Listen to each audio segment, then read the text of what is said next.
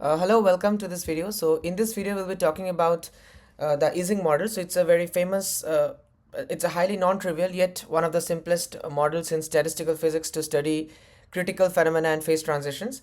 So this is actually a report I wrote recently about the one-dimensional Ising model. So magnetization is a very good observable we use to characterize this model, and the Metropolis algorithm, which is a pretty famous Monte Carlo algorithm.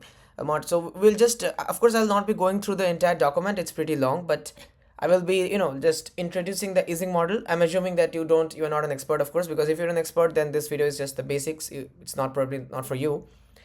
But I'll be going through the Ising model and some statistical physics also, and the logic behind Monte Carlo simulations. Not the code, like how you write the code, all the lines of the code, nothing like that, of course, but like the logic, because this is really extremely important to get the logic. And yeah, I'll try to keep it as short as possible, and I will try to provide this document, the link to the document, in the description as well, because this is I've tried to write this in a very simple, accessible language, and also in a very rigorous language. Like, it's not like just to make it accessible, I have cut down on the rigor or cut down on the science, because that's something which I absolutely don't like. Some people do that, but at the same time, the technical documents like papers and all, it's not really the best place to start. So yeah, I mean, okay, let's so first of all, we talk about the model. So what's the Ising model? Basically, it's a simple model in which you have, so first of all, we'll talk about the one-dimensional model, but you can extend this to higher dimensions as well.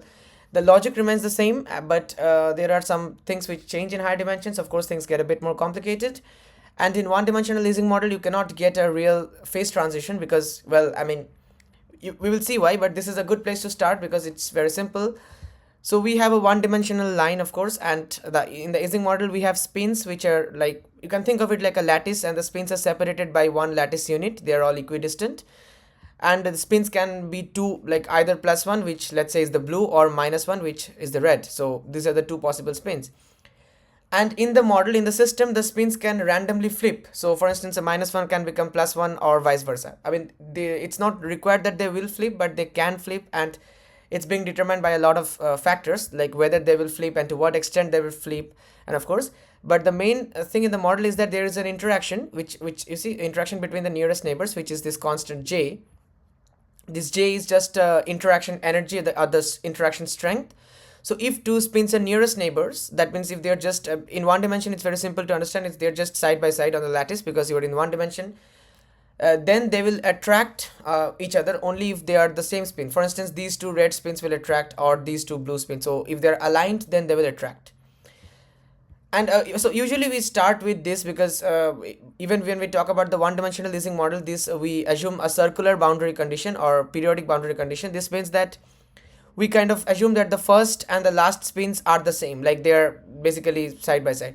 Now this may not make sense to you. Of course, geometrically a line is not a circle, but if we talk about an infinitely long Ising chain, a one-dimensional Ising chain, well, if we assume an infinitely long Ising chain, then the mathematics becomes much more simpler, and it's well, in statistical physics we usually deal with large systems.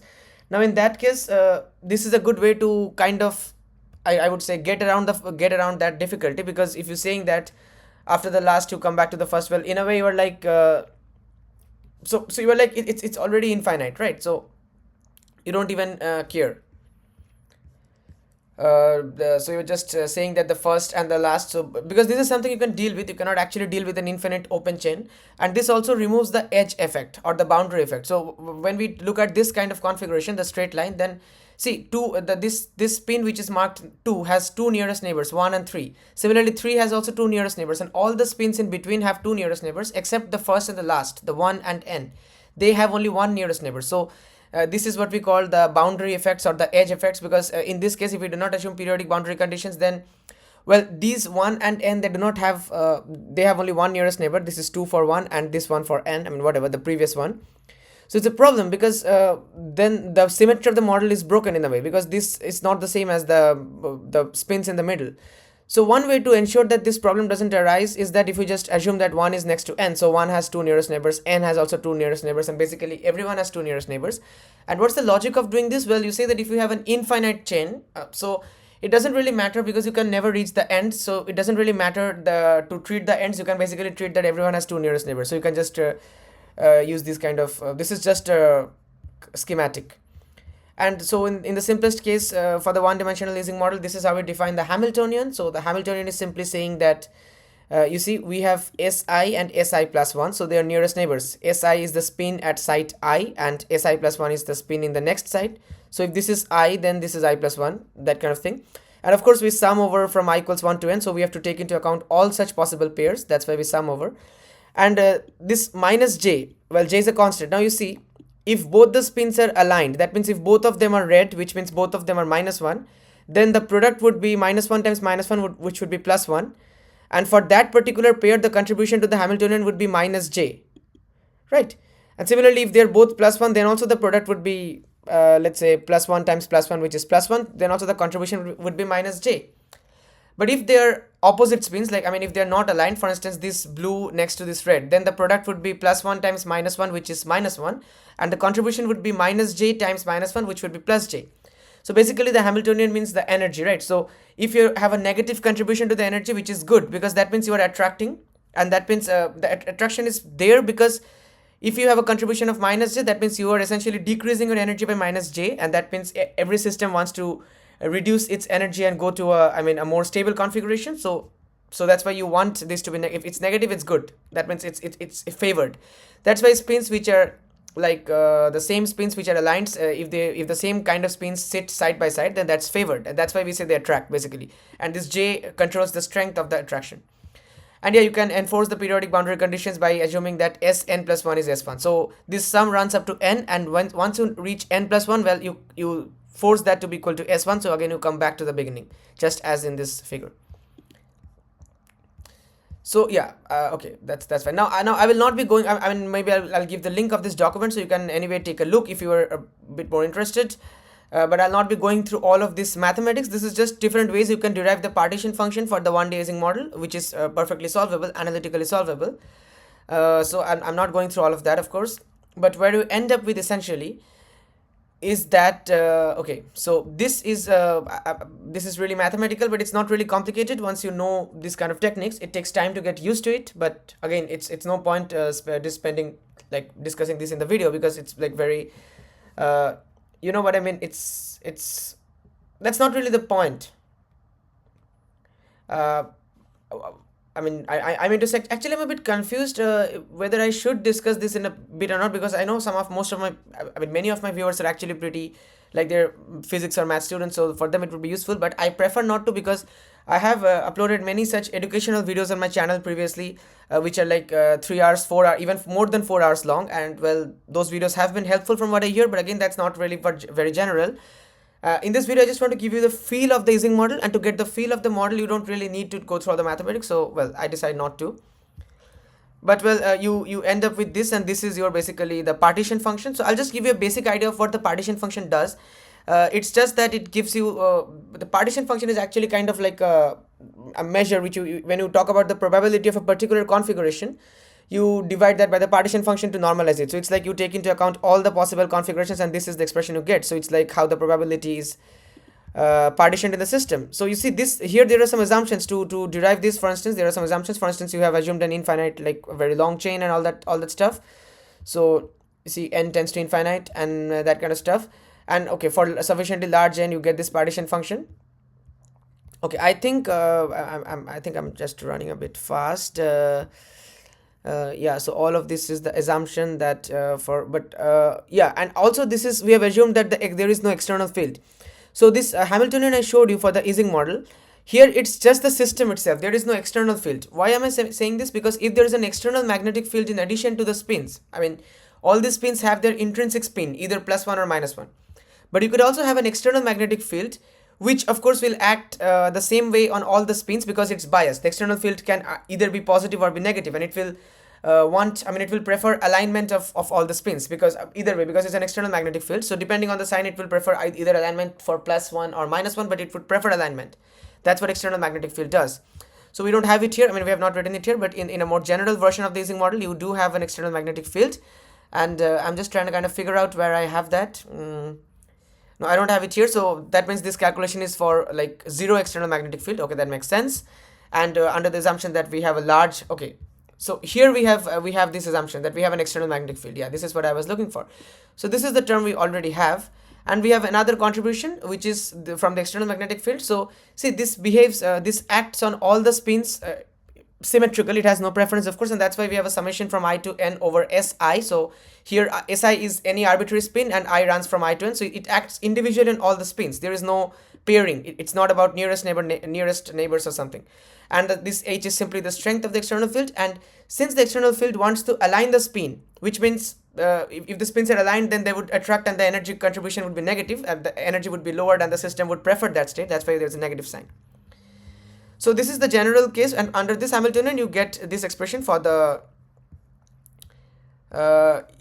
you get this. These are the eigenvalues. So here we are just using the matrix method, and then so I'm not going into the mathematics, but if you set the external field H to be 0, then this is the simplified partition function which you have, 2 cos beta j to the power n plus 2 sinh beta j to the power n, where n is the number of spins and beta is the inverse temperature. So it's basically 1 over kbt, where kb is Boltzmann's number, Boltzmann's constant, and t is the temperature. So this temperature dependence is very important, and well, kb in many cases we assume numerically we we work in units where kb is 1.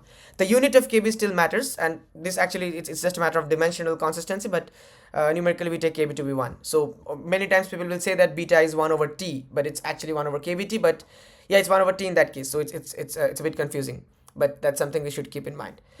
Correlation, well, again I'm skipping all the mathematics, but the idea is that we'll talk about it when we move to the two-dimensional Ising model, because this correlation is really important when we want to talk about critical slowing down, phase transition, and in general the evolution of the system.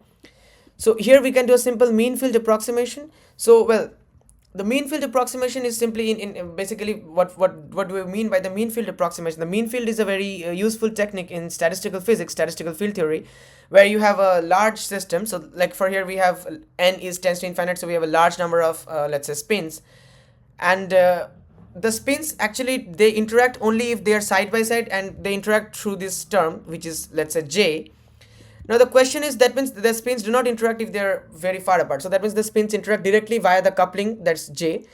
But sometimes in such systems, what's often useful is to use a mean field kind of technique, or a mean field approach, which means we introduce a field over all the lattice sides. So we introduce a field for all the spins. Now what do I mean by this is that, and that's why it's called mean field. We basically it's like an average of all the fluctuations, and we are applying this average through the entire lattice. We don't care whether you're nearest neighbors, whether you're aligned or whether you are not aligned, not that kind of thing. So you see, we replace every spin with an average measure of with an average measure of the spin, and this is what we call the magnetization, because magnetization in a system of spins like the Ising system is simply the average spin. So let's say you have 5 spins, 3 plus 1 and 2 minus 1. So in a way the average magnetization would be so 2 plus 1 and 2 minus 1 would kind of nullify each other, and you will have a small positive contribution because you had a little more plus 1 than minus 1, just to give an idea. So that's what we mean by the magnetization. And if we work in this formulation, what happens is that now we are saying that the spins do not directly they can only interact via the mean field. They cannot directly interact. So that's why we see the effective Hamiltonian under the mean field, we replace Sj over m. Okay, before that, this is the effective Hamiltonian for one particular spin Si. So right now we are choosing an arbitrary unique spin Si, like an arbitrary spin, single spin. So that would be minus j Si. And well, now since we are in the mean field picture, we cannot say that that only nearest neighbors would interact. So that means we can say that the Si would be affected by all the neighbors that it has, not only the one that is sitting right beside it. Okay, because due to the mean field picture, now everyone has this average value of, let's say, spin, which we are saying this m, which is the average value of Si. So that's what we are saying, summation j over Sj. I mean, Sj is basically m, as I've written in the next step, and j is like a number of like j nearest neighbors, right? And this term remains as it is, but yeah, here we're talking about the effective Hamiltonian for a single spin, so we don't have summation. The effect of the external field on only this spin would just be minus small h Si, and yeah. So if you actually sum over all the nearest, so this is the summation over j. Now in a lattice, we have something called q, which is the coordination number, right? For instance, if you are in a cubic lattice, like in a 3D lattice, your coordination number is 6 because from one lattice side you can, like in your nearest neighbor, there are 6 possible nearest neighbor sides that you can move to. You can either move front, or you can move back, you can move left, you can move right, you can move up, or you can move down. Similarly, in a two-dimensional square lattice, there are only 4 possible ways. Like you can move like this up, up, down, left, or right. But you cannot move front or back because now you're on 2D. In 1D, Q would just be 2 because, for instance, in this lattice, this picture, for instance, this is just a one-dimensional lattice. So, well, if you're here, you can either move here or here. If you're considering only nearest neighbor distance, right? Of course, you can move through here to here and so on and so forth. But yeah, for nearest neighbors, the summation over j would just be, there would be q possible such. That's why we, instead of summation jm, we can just write qm. And well, this gives us a simplified expression for the mean field expression for the effective Hamiltonian for the spin.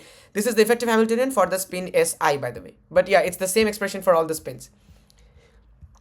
And now what we do is we use the Boltzmann weight. Now we'll be talking about the Boltzmann weight because I mentioned in the previous in the beginning of the video that I'll be covering some statistical physics arguments. It's really important also.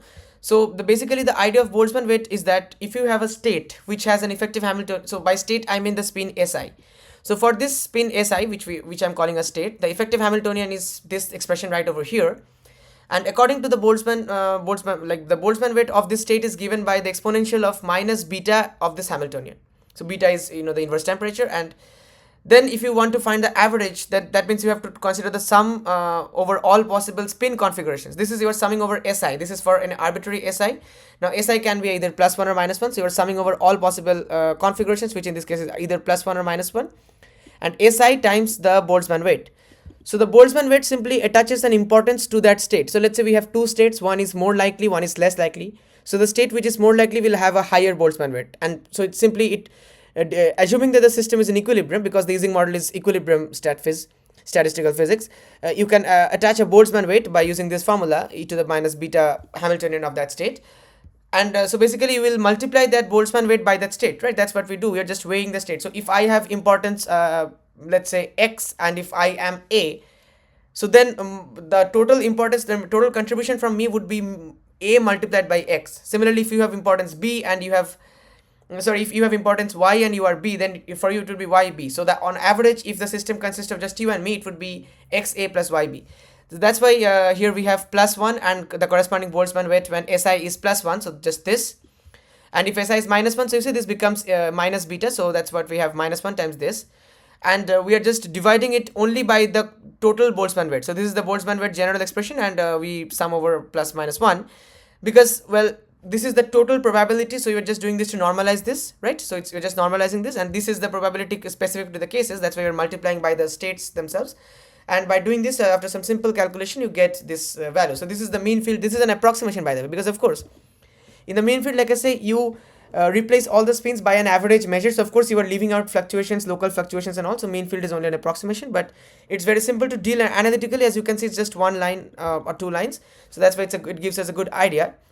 And so from this we get an expression for m, which is just this thing here, average of SI, which is the hyperbolic tangent of beta times 2jm plus h, or you can also write it like this because well, beta is 1 over t.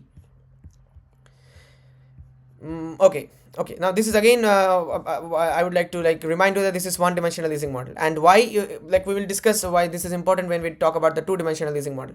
But so here are some plots of the average, the absolute value of m, of course, because m can either be +1 or m could also be negative, so it can range from -1 to +1, but here we only care about the magnitude of m, so how much the system is ordered, because if the system is highly magnetized, then the system is ordered. That means all the spins are aligned.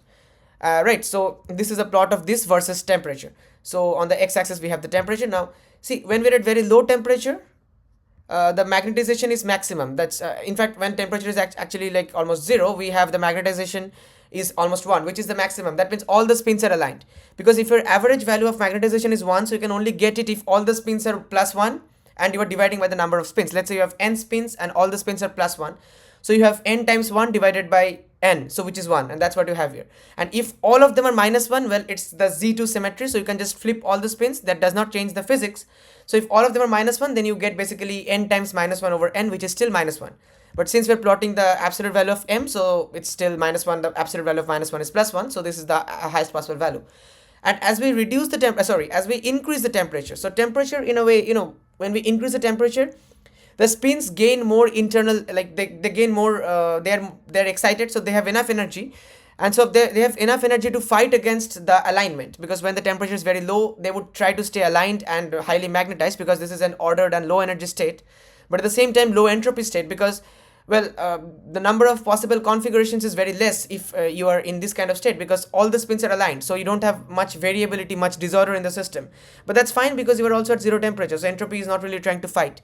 But as you increase the temperature, well, entropy will try to fight, and your spins will try to flip randomly. Some spins will try to flip randomly, and the if everyone is +1, but some spins start flipping to -1, so that -1 will cancel some of the +1s, and that's why magnetization would decrease, and they would drop almost to zero. But yeah, there is some residual magnetization, because even when we are at very high temperatures, some residual magnetization may remain, because some spins can still be, let's say, +1 +1. I mean, it's not like exactly everyone is exactly random and cancels everyone out perfectly to zero. That's not really realistic, especially you see, when the external field is high. For instance, in the red curve, the external field is 1.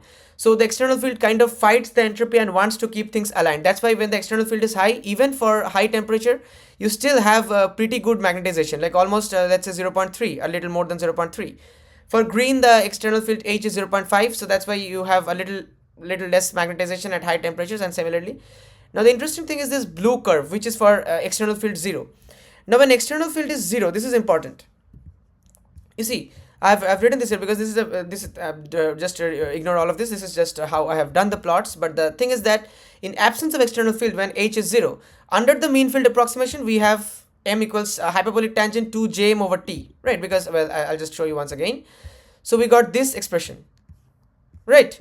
Now if we set H to be 0, so we just have tan H 2jm over T, right? Now look at what happens when T is 0, because we are talking about very low temperature, or let's say exactly at T equals 0. This thing becomes like this entire argument. Well, actually it's a bit more subtle than that, so I'll just yeah. So we have this. Now we assume that, okay, this is just for numerical purposes. For convenience, you can assume J to be 1, but anyway, J is a constant, so that it doesn't change much. Now if we start with an initial value of magnetization 0, because we have to start with some initial value of magnetization, which in this case we have started with, like, I think we have chosen M initial to be 0. So you have to choose an initial value of magnetization, and then you have to run the system and see how it evolves. So here we have chosen the initial value, initial guess for magnetization to be 0. Now you can say that, but this is but here the magnetization is not 0. Well, it's not like this is not a time series. This is versus temperature. So don't think that this is the initial value. This iteration method, how it works is that we take a guess for the initial value, which here we have chosen 0, and then we run the equation, like run the Hamiltonian, and we like run it time and again. So we run it iteratively and update the value and until it converts. So by convergence, we simply mean that when all the values, they agree with each other until like the error is very small. For instance, here we have chosen the error to be 10 to the minus 6. So if the error hits this or even less error, then that's taken to be the final result, which is plotted, right? But this is anyway a very small number. Now the point is, so if we start with M equals 0, then inside the hyperbolic tangent you have 0, right? So tan hyperbolic 0 is 0. And so if you start with M equals 0 and you also have H equals 0, then your first point is that you have 0, because, okay, let me just explain this to you. So here you have this thing, okay, what's this, yeah, here you have this thing. Now for H equals 0, you have H equals 0, so you just forget about this, and your initial guess for M is 0. So that means your initial value of this M is tan hyperbolic tangent of 0, which is 0. So your first value of M is 0. So again you put that 0 in the equation, and your second value is also 0. You again put M equals 0 here, your third value is also 0. So basically your algorithm will keep giving you 0, and that's why you see this blue line keeps it's at 0, which is not realistic. But if you have a non-zero value of H, for instance, for the orange, green, and red lines, well, you don't have a 0 initial value, because even when M is 0, even if your initial guess for M is 0, you have this H. So you start with something non-zero, and that gives a non-zero value of M, which you plug into this M, and then your equation evolves like this, and this evolution is shown by these curves. But that doesn't hold true for the blue line. So I think it's clear now. And here we have plotted okay, so this was the plot of modulus of M, or the absolute value of M, versus temperature for different values of H. Now here we have plotted the modulus, the same thing basically, the absolute value of M versus temperature for different values of H. but here we choose initial value of m which is non-zero. So again, as expected, in this time you get to see this, because this time you are not starting with, so you are not stuck on 0 basically for the h equals 0 case, right? But and you see the similar behavior, and it's, yeah, so more the value of h, you kind of make the transition a bit more continuous. And now this is the plot I want to show you. This is about this is the plot of, basically the plot of m. So now we are not talking about the absolute value of m, but in general m. So that means you can have both positive and negative values, and that's what you have. You have so the maximum value of spin would be plus, of m would be +1 when all the spins are aligned and +1. And also if all the spins are aligned but at -1, that would also be the maximum, because it's symmetric, maximum value of m in the other direction. So that's why we go up to -1. 0 is the neutral value when you have no magnetization. And here you're plotting m as a function of h for different t. So it's the opposite. Now it's temperature is a parameter which we're choosing, and what we're varying is this h. So you see, initially, okay, first of all, let's focus on this red line. So we have more or less a high temperature, t equals 4. So when the external field is very much negative, so like it's h is -10, so it's biased towards the negative, then of course under such a high negative field, well, you would all the spins would try to remain aligned at -1. So that's a highly negative magnetized, fully magnetized state. But as you're decreasing the effect of the external field, you're decreasing the bias, and the temperature is there, so the temperature will take over and the spins would start to flip randomly. There would be some disorder, some plus and minus would cancel, and basically the magnetization would decrease in magnitude. So it's decreasing in magnitude to, let's say, -0.75 and so on, and then it will hit 0. When your external field h is 0, then your magnetization is also 0, because, well, you can actually see that from the equation itself. Where do I have, yeah, so when h is, I mean, it's just this equation, right? So when h is 0 and you have a particular value of temperature, so you would just have 2j m by t. And I mean, this is just a curve of, this is just a hyperbolic tangent curve, by the way, right? So we know that a hyperbolic tangent curve, it saturates at -1 and +1. So this is just the structure of the hyperbolic tangent curve. And this thing in this thing, I mean, the argument of the hyperbolic tangent, there is a, when h is 0, we just have 2j m over t. So, well, it's actually it's a self-consistency equation, as because it's not really so simple, because usually if you have y equals hyperbolic tangent of x, it's really simple to analyze, because, well, here we don't have that. Here we have y equals to hyperbolic tangent of y, because here we have the same variable m. So it's like that's why we run iteration. So, but yeah, basically we get this kind of thing. It's obvious, because, and then as you keep increasing the external field to positive direction, then the magnetization starts shifting towards the positive from 0, and then it at extremely positive values of h, it again saturates at +1. And all the curves do the same thing, but you see, as we decrease the temperature, like the green, the orange, and finally the blue, this happens a bit abruptly. So already you see a hint of a phase transition here. So this is, for instance, here we are in phase -1, and then suddenly it jumps to the +1. And this jump is slow here because we have temperature to take care of the disorder. But for the blue, when the temperature is 0, it's just like a switch. It's an exact like a sigmoid function. You see, it comes straight from, it remains -1 all the way till 0, and then at h equals 0, it suddenly abruptly flips to +1 and then remains +1. So it's not at all a continuous transition. Now we'll talk about all of this. But yeah, it's important to understand that here we are talking about the one-dimensional Ising model. So this is not really a thermodynamic phase transition, because, for instance, you cannot really have a phase here. You're just in a one-dimensional line with some spins which are flipping. So even in the one-dimensional line, you cannot really talk about a true thermodynamic phase transition here. This is just a mean field plot to show you the behavior. But for a true thermodynamic phase transition, you can see it at least in the two-dimensional Ising model or higher, but no, not here.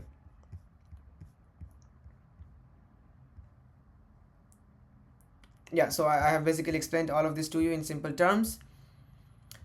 This is a bit more, I'm not going through all of this here, but yeah, we see that a small non-zero initial magnetization breaks the perfect symmetry. If we have initial magnetization, then it breaks the perfect symmetry. You see this thing, it doesn't exactly overlap, of course. This is not really surprising. Desmos plots of y equals x. This is why I have written this document in like this, just to make it highly pedagogical, because if you're learning this for the first time, I think this really helps. Otherwise you may think like I have over explained, but it's really, I've prepared this document for people who are learning Ising model for the first time, and in that perspective, I think this is really good, because when I was learning this model, I had lots of questions, lots of confusions which were not answered in the resources I found on the internet. For instance, here you see, if we assume that y equals hyperbolic tangent 2x plus 0.1 over 0.5. So here I'm just assuming that in place of y, because here y is m and x is also m. So I'm just assuming if I do the plot of this, here we have, this is my initial value of h 0.1, this is my initial value of temperature 0.5, and j is 1. So you see I get this kind of this black curve basically, and this is y equals x curve. So how will you actually find out where y equals x? Because here I have just written this to plot it, because you cannot really plot an equation like y equals hyperbolic tangent of y directly. But what you can do is that you can plot y equals hyperbolic tangent of some function of x, and then you plot y equals x, because that's what you want. X is also m, and then you see where they intersect. So you see there is an intersection here, there is an intersection here, there is an intersection here. So these intersections are the solutions that we're looking for, as you can understand, and there are more than one intersection point. So this is important because, well, I mean, for instance, at low temperature there can exist more than one stable solutions, and the iterative procedure, like the code, the Python script that I have run to generate these plots. So this iterative procedure converges to the branch favored by the initial condition. So there is always I should say a correlation with the initial condition, which of course if you let the system equilibrate for long enough and at sufficiently high temperatures, it's not true.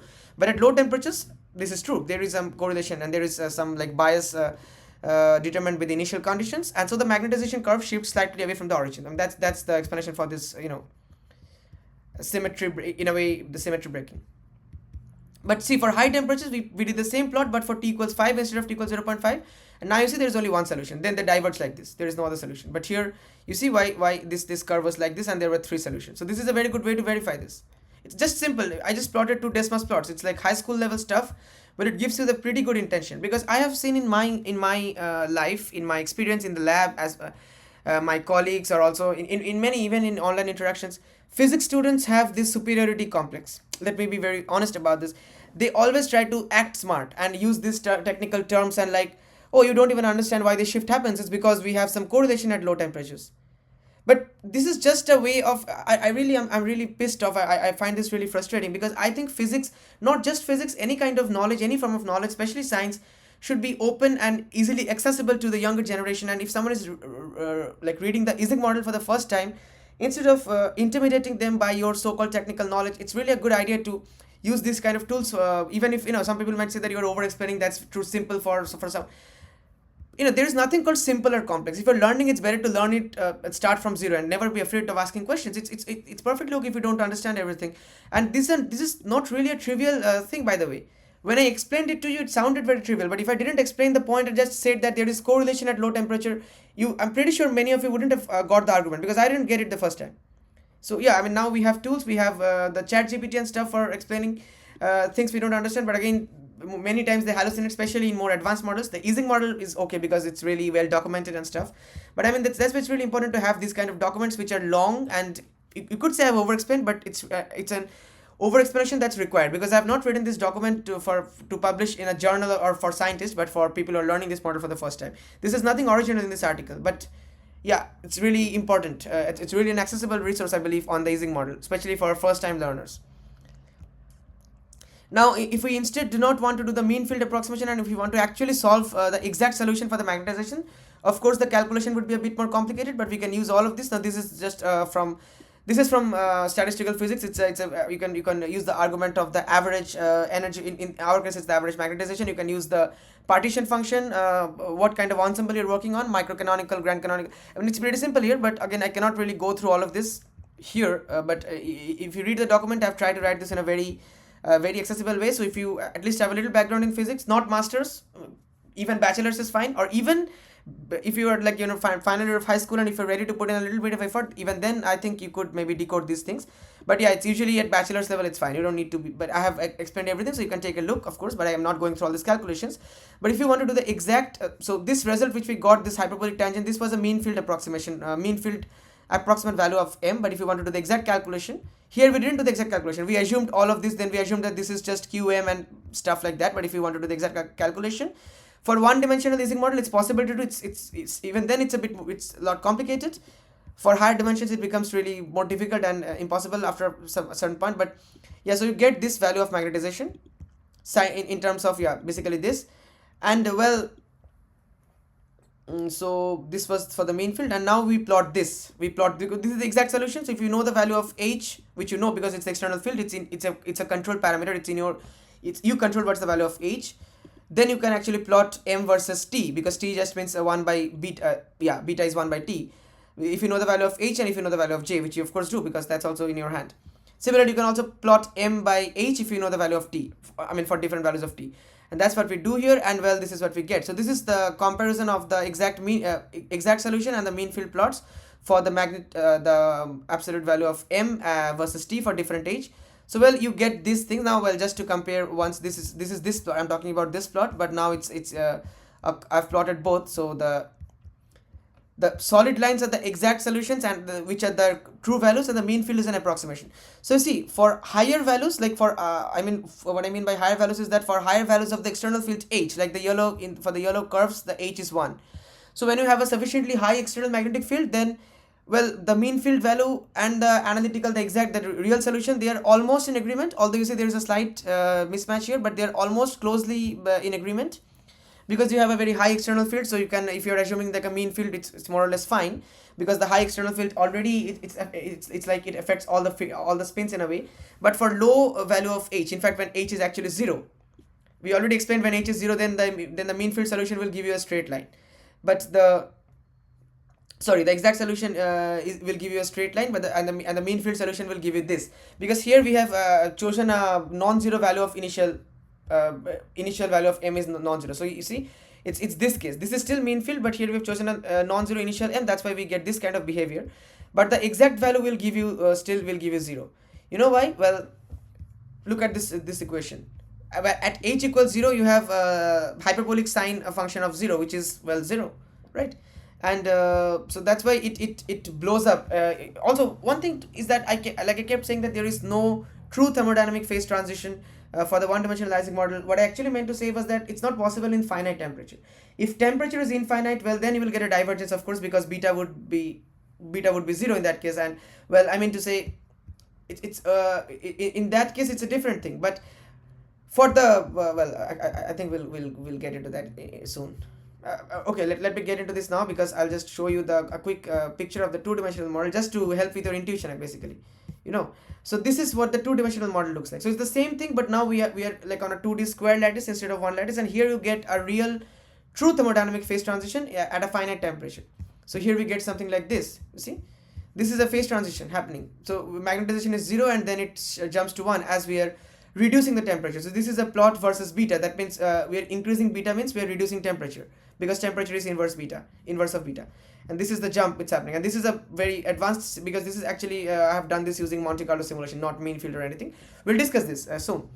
But you see, what I'm saying is that I think I'll just read this for you, because we now briefly discuss the 2D Ising model. In 2D, there is genuine competition between energy, which favors the spins to be aligned, which plays the dominant role at low temperature, and entropy, which favors disorder, that all the spins to randomly flip and not align, leading to a true phase transition at a finite non-zero critical temperature. Below this temperature, the system exhibits spontaneous symmetry breaking, and okay, whatever. Now the point is, well, okay, I think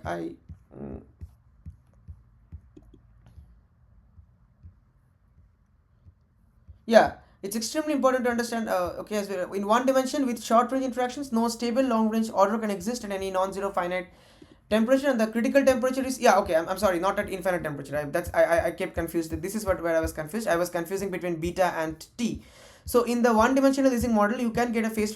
Technically, it's not a true thermodynamic phase transition, because you can get something like a behavior of a phase transition only at temperature at 0 temperature, which means at infinite value of beta, because beta is 1 over temperature. So at t equals 0, well, basically beta blows up, beta diverges. And well, that's what we mean by a phase transition, by the way. A phase transition means, well, there has to be a divergence. That's why we call it a phase transition. You are transitioning to a new phase. And so in the one-dimensional case, that only happens at t equals 0. So it's not really a true thermodynamic phase transition, because t can never be 0. I mean, t is the absolute temperature, right? So you cannot really hit exactly 0 absolute temperature. So this is just a good model. You can solve it analytically, but just to get used to it. But it's not it's not really a thermodynamic phase transition, the 1D Ising model. That's why we talk about the 2D in the end. And that's why we get, okay, so here we get, since hyperbolic sine of 0 is 0, that's why for h equals 0, this m becomes entirely 0, of course.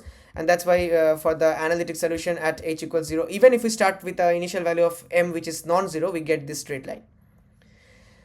And so we see that the disagreement between mean field and the analytic values, the exact analytic value and the mean field value, it's really very prominent, very pronounced for lower values of temperature. For higher values of temperature, well, more or less things are averaging out, and the mean field approach, you see, for all the cases that at higher values of temperature, the mean field more or less overlaps with the exact value. But for lower value, and well, at the beginning, this here everything is ordered except for this case where we start with, I mean, where we have h equals 0. But otherwise, in the middle, you see there is a very great disagreement between the mean field and the analytic. And even here, the disagreement is slightly less for higher values of external field, as you can see, the yellow and the blue, or even the green and, yeah, the violet, the purple, I mean. So, well, and okay, now let's look at this plot. Well, this is the same thing again, a comparison between the mean field and the exact solution. So the exact is the solid lines and the dashed lines are the mean field values. And you see that this is a, like before, this is a plot of m, not the absolute value, but just the value of m versus the values of t for, versus the value of h, the external field h for different values of t. So when h is negative, we have a negative magnetization, and then it switches to positive as we keep increasing the value of h, and blah blah blah. Now the thing is that for the yellow case, you see there is yellow means when the temperature is high. So this is just what I said. For high temperature, there is more or less pretty good agreement between the mean field and the analytic value. But for low temperature, especially at temperatures, this is the lowest temperature. We didn't do temperature 0 because then, well, at exactly 0 temperature, you see the system, you see at exactly 0 temperature, what happens is that it becomes infinite, of course, because beta is infinite at temperature 0. And then this becomes also, yeah, so I mean, we avoided exactly 0 temperature because that's also not really physical to have exactly 0 temperature. We just wanted to show, like, for very low temperature and for very high temperature. So for very low temperature, the lowest here, we went till 0.8, and you see there is like a great disagreement between the analytical solution is symmetric, of course, symmetric about this, so it passes through the 0, but the mean field, sorry, the mean field is no longer symmetric, because of course we are plotting this using that iteration method, and always there is a bias for the initial condition. It's not really analytic. Now let's talk a little bit about statistical physics, and why, and because then we will I'll just briefly talk about the other important part of this video, which is the Monte Carlo simulations, mainly the Metropolis algorithm. And so Monte Carlo simulation is all about statistical physics, by the way. It's not so here the getting the idea of the physics, getting the algorithm, the logic is more important than just the computation. The computation is just okay, it's just lines of code, you can do it in whatever language. It takes a lot of time, there are techniques to make it faster, make it more efficient, all that comes later. That's important, by the way, but first thing is you should get the idea. And what the Monte Carlo simulation is really doing is, okay, we'll talk about it later. Let's talk about statistical physics part first. Now, well, okay, like I keep saying, I'll give this document in the PDF in the description, so I really encourage you to read through this, because this part is really like simple, like it's nothing to discuss, but at the same time you really should read this part if you don't know this already. And so I'm not going to discuss about statistical physics, phase space, all this stuff. I'm assuming, because I've already made videos on this and you can also read this, so yeah, that I'm not trying to waste time on that, because that will be, wandering too far from our original topics, which is the Ising model and the Metropolis Monte Carlo algorithm. But yeah, so here's the idea of, well, entropy means, well, we already discussed the idea of macrostate and microstate in a way, but well, not really. So this simple picture will help clear things up. So when you're looking at a system, the macrostate is simply the gross picture, or let's say the macroscopic state. So all these four, let's say, snapshots of the system, or all these four subsystems, ensemble, whatever you want to call it, they have the same macrostate in the sense that there are 3 balls on the left partition and only 1 ball in the right box, the right compartment or right partition. But microscopically they're different, because, well, in this case you have the red ball on the right, here you have the green, here you have the blue, and here the yellow ball. So that means there are 4 possible, if you have this kind of arrangement, like 2 compartments and 4 balls with 4 different colors, and you want a macrostate 3 in the left and 1 in the right, so then there are only 4 possible ways you can get it. That means there are 4 microstates corresponding to this given macrostate. And entropy is a measure of like the number of microstates you can have for a given macrostate. So more this number, the higher the entropy. So here the entropy is 4. I mean, the entropy is actually the logarithm of this 4 scaled by the Boltzmann factor, but Boltzmann constant. But yeah, basically the entropy depends on this number of microstates. The more the number of microstates, more the entropy. Right. So, and we say that when a system is in equilibrium, then its entropy is maximum. Well, because when the system, is in equilibrium, that means it's more or less, it explores all the possible microstates. The number of microstates for the equilibrium is the maximum. That's why the entropy is maximum, basically. Because try to think about it. When you are in equilibrium, you don't have any preference for any particular microstate, because you are at equilibrium. If you have a preference for any particular microstate over other microstate, then you will move to that preferred microstate. That means you are moving from, you see, it's not equilibrium. If you have a directed motion, that means there is a force. you're not really at equilibrium. At equilibrium means you are allowed to move individually, locally, but overall you are maintaining the same equilibrium. That means all the states, microstates, are equally likely, and that's why the system is like in equilibrium, but it's constantly exploring all the possible microstates, and that's why the entropy is maximum. Just to give you a very hand wavy kind of argument. It's very hand wavy argument, by the way, but yeah. And now the question of I showed you the Boltzmann factor, that if you have a state with the Hamiltonian, let's say h, then the Boltzmann weight, or let's say the importance of that state, would be given by the exponential of minus beta h. Now, where is it coming from? Well, you have to trust me for this, because this is the derivation I have not shown in this document, but this is the Boltzmann's famous equation for entropy. And how to get this equation is not really complicated, by the way. You can get, at least there are many ways to get it. The exact rigorous argument, well, it is a bit it's not easy, but I mean you can get to this by assuming that what is the most probable state? The state with the highest probability is the equilibrium state, because at the end of the day everything wants to reach equilibrium, right? So if we just assume that the equilibrium state has the maximum entropy and also the maximum probability, then you can try to find a mathematical function that would satisfy this condition, because here W is in a way like the probability, that it's actually the number of microstates, but it's sometimes referred to as thermodynamic probability. So it's really not a fraction between 0 and 1. It's not a probability in that sense, but yeah, you see what I'm saying. It's like the number of microstates. See, the more the number of possible ways allowed for the state we are concerned with, the higher the value of W. It's more probable to find the system in that state. So if you do that, and if you do a simple mathematical analysis, like the maxima means the first derivative would be 0. So the maximum entropy means delta S would be 0, that kind of thing. And if you use like some simple mathematical arguments, differential arguments, you get this equation S equals KB ln W plus a constant C. But that constant C, you can assume it to be 0 using Nernst's theorem. Basically, it's like because I mean you can never reach this constant C is 0. How to say that? It's basically a statement of Nernst's theorem, because the entropy has to be 0 if you are at absolute 0 temperature. So it should be true for all the cases. So I mean if you actually put this term to be 0, I mean because if this term is 0, that means ln1 is 0, right? So if you have a state which you can there is only one possible way or to achieve that state. So if there is only one possible microstate, if there is only one possible way allowed, so that means you have ln1, which means, well, ln1 is 0. That means S equals 0 plus C. Now, if there is only one possible state, then the entropy of that state will have to be 0, because, I mean, there is no entropy means the number of microstates. So there should be some disorder. But if there is only one possible state, what disorder? You cannot really talk about different arrangements of stuff. All you have is one state. So the entropy would have to be 0 then. So if S equals C and S equals 0, that means C equals 0. And by that logic, this has to be true for all possible configuration. So you can say that C is 0, and in general you can say that S equals K ln W. You can arrive this from mathematics, and using a little bit of physics, like K is actually, you can see that this constant K has to be Boltzmann's constant K. If you use the fact that this R is the universal gas constant and Na is the number of moles, and K, then you can get this also. I'm not going deep into this, but this is Boltzmann's definition of statistical entropy, and W is thermodynamic probability, or the number of microstates for the given macrostate in a way. KB is Boltzmann's constant. This is the natural logarithm, and S is the entropy.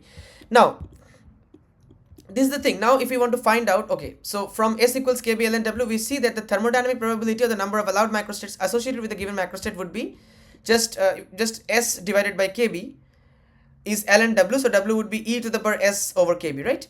Now, in classical thermodynamics, we have a different definition of entropy, or it's more the definition of the change of entropy. We have delta Q reversible over T. Because see, thermodynamics is like an empirical science. It's not really statistical physics. Actually explains what you already know from thermodynamics.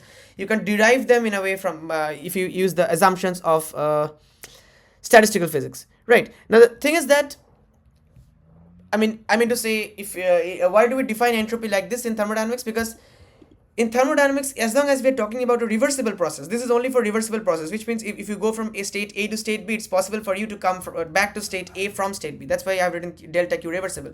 And if you want to find out what is the heat exchange for a reversible process, it's really a difficult job to find delta Q. Why? Because it depends on the path. So what path you took from A to B, and well, what path you are taking from B to A depends on the path. But if you that's why it's an exact differential. It's delta Q rev, not D, but here it's ds. The thing is that if you divide this delta Q rev by the temperature, because if we're talking about a reversible process and we're talking about the system is in equilibrium, so that means you can define a characteristic temperature for the system if it's in equilibrium, that the temperature is a constant essentially. So then this fraction becomes something which does not depend on the path. it only depends on, like, it's a state function, so it only depends on the initial and the final states. That's delta ds. So that although it's difficult to find the total heat exchange in the reversible process, you can actually find the total change in entropy in the process if you just know the initial and final states by using this definition. This is the thermodynamics definition of entropy. And we know from the law of conservation of energy, so it's basically the first law of thermodynamics, which is the energy conservation, that du is del q minus del w. Well, because del q is the heat exchange in the process, and del w is the work done in the process. So du is how much like the internal energy. So your internal energy would be how much heat you kind of gained, but you have to also subtract how much work you did in the process. So that's it. That's just an energy conservation statement. So we have this, and also we have this. And assuming it's a reversible process, well, see, okay, anyway. So assuming it's a reversible process, and we can also assume that the mechanical work del W is P dV. There are many different ways you can define work. For instance, you can use FdS or FdX. I don't know, because F is like the force and ds it would be the displacement. So it depends on what kind of system. If you're talking about a system where you are applying a force in one particular direction, then that definition of work is makes more sense than P dV, because pressure is isotropic. It's not really directional in that sense. But in this kind of systems, reversible process, and it's a simple compressible system, for especially it's a compressible system, so you are not exactly applying one particular force in one particular direction, so you use the definition of work, that's P dV. So where P is the pressure and dV is like what's the volume change, because you're doing some work, that means either you are compressing the system or extending, so there's a change in volume. And then, so if you use in place of dw P dV, you write and then you just do some rearrangement. Delta q would be du plus dw, that is du plus P dV. Okay, but here, yeah, in many statistical physics models, including the Ising model, the volume is fixed, so dV is 0 for us. Yeah, it's true, because if you just have a system where the volume is not changing, so basically you can ignore the work done. You're not, because you're not doing any work on the system. It's spontaneously it's exchanging energy, heat. I mean, and that's why there would be a change in its internal energy. But there is no volume. So if volume is fixed, then the volume change dV would be 0. In that case, you just have del q equals to du. And if you replace del q with du, it's a reversible simple process, then ds would be du over t, right? So ds would be du over t. This relation shows that changes in entropy are directly linked to changes in internal energy when the system is held at a constant volume, and of course assuming this constant temperature, all the other assumptions. Now we had that this from here we had the W equals e to the s over kb, where W is the thermodynamic probability, the number of ways to achieve that state for which the entropy is s, and kb is Boltzmann's constant.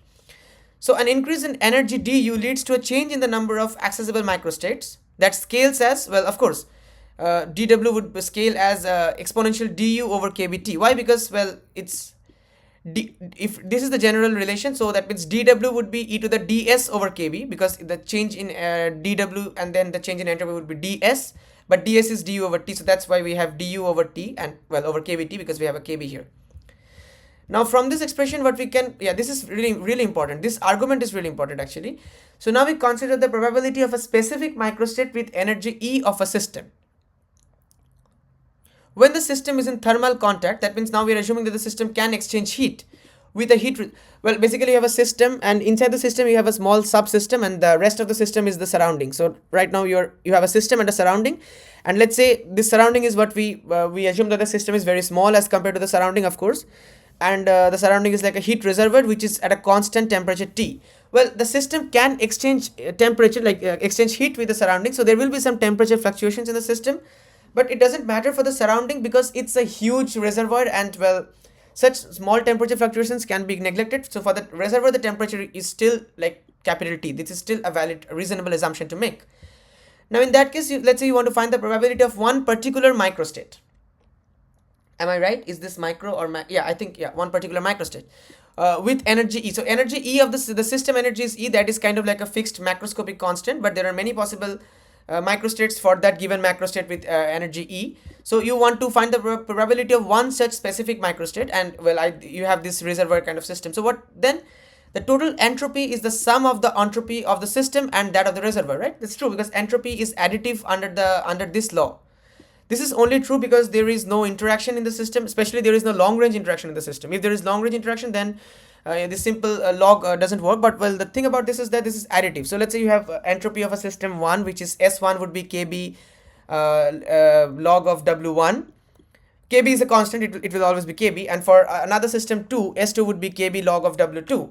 And let's just assume that you want to find the total entropy of the combined system 1 and 2, so then you just find S1 plus S2. I mean, then it would just be KB log W1 plus KB log W2, so that's just KB log W1 plus log W2. So you know log A plus B is log AB, so that's KB log W1 into W2. So W1 is a thermodynamic probability, W2 is also another thermodynamic probability, so you're just multiplying them, and that's why you can say that this is like the total entropy, because now you're taking into account all probabilities. So total will be S1 plus S2, so it's basically additive under these simple assumptions. It's true, and then that means the total entropy here would be the entropy of the system, which is the small system, as well as the reservoir. Now now we are focused on this particular microstate with energy E. Now, so that means the system has gained an energy E from the reservoir. I mean, otherwise from where the system will get its energy. So when the system gains an energy E, the reservoir loses the same amount of energy. Simple conservation of energy, nothing else. If the system gains energy E from the reservoir, that means the reservoir must lose that same amount of energy E. And the entropy of the reservoir, that's delta S reservoir, must decrease by minus E over T. Because, well, entropy is, the change in entropy would be du over T. Now du is the energy, but since you are losing energy, it would be minus du over T. And here the amount of energy you are losing is E. So that's why it would be, for the reservoir, it would be minus E over T. This temperature would still be T because, like we said, it's a big reservoir, so it doesn't matter. So we have seen that the expression for the thermodynamic probability for a given state is W equals E to the S over KB.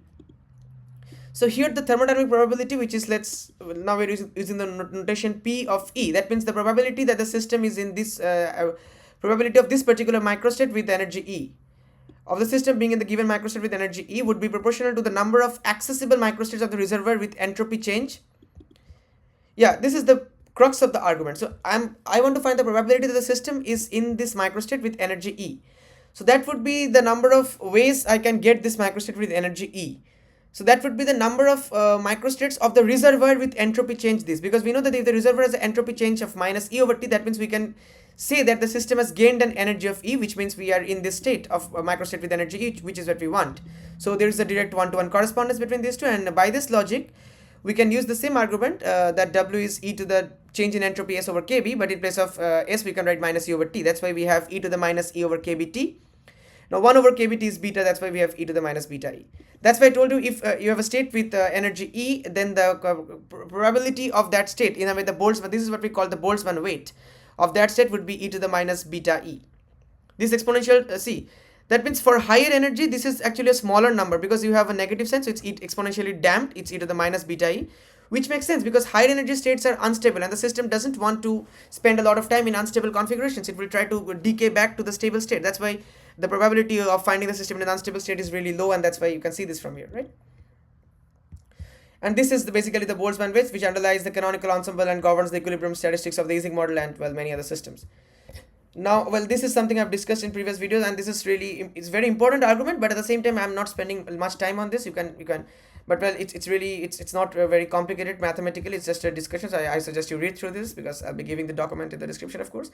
Now we talk about principles of Monte Carlo simulations, and this is really important, like I already mentioned, to get the idea of it. I'll not be going through like showing you any codes or anything. It's really simple, but again, it's not, if you want to actually work extensively in this field, you have to learn how to optimize, how to make your code efficient.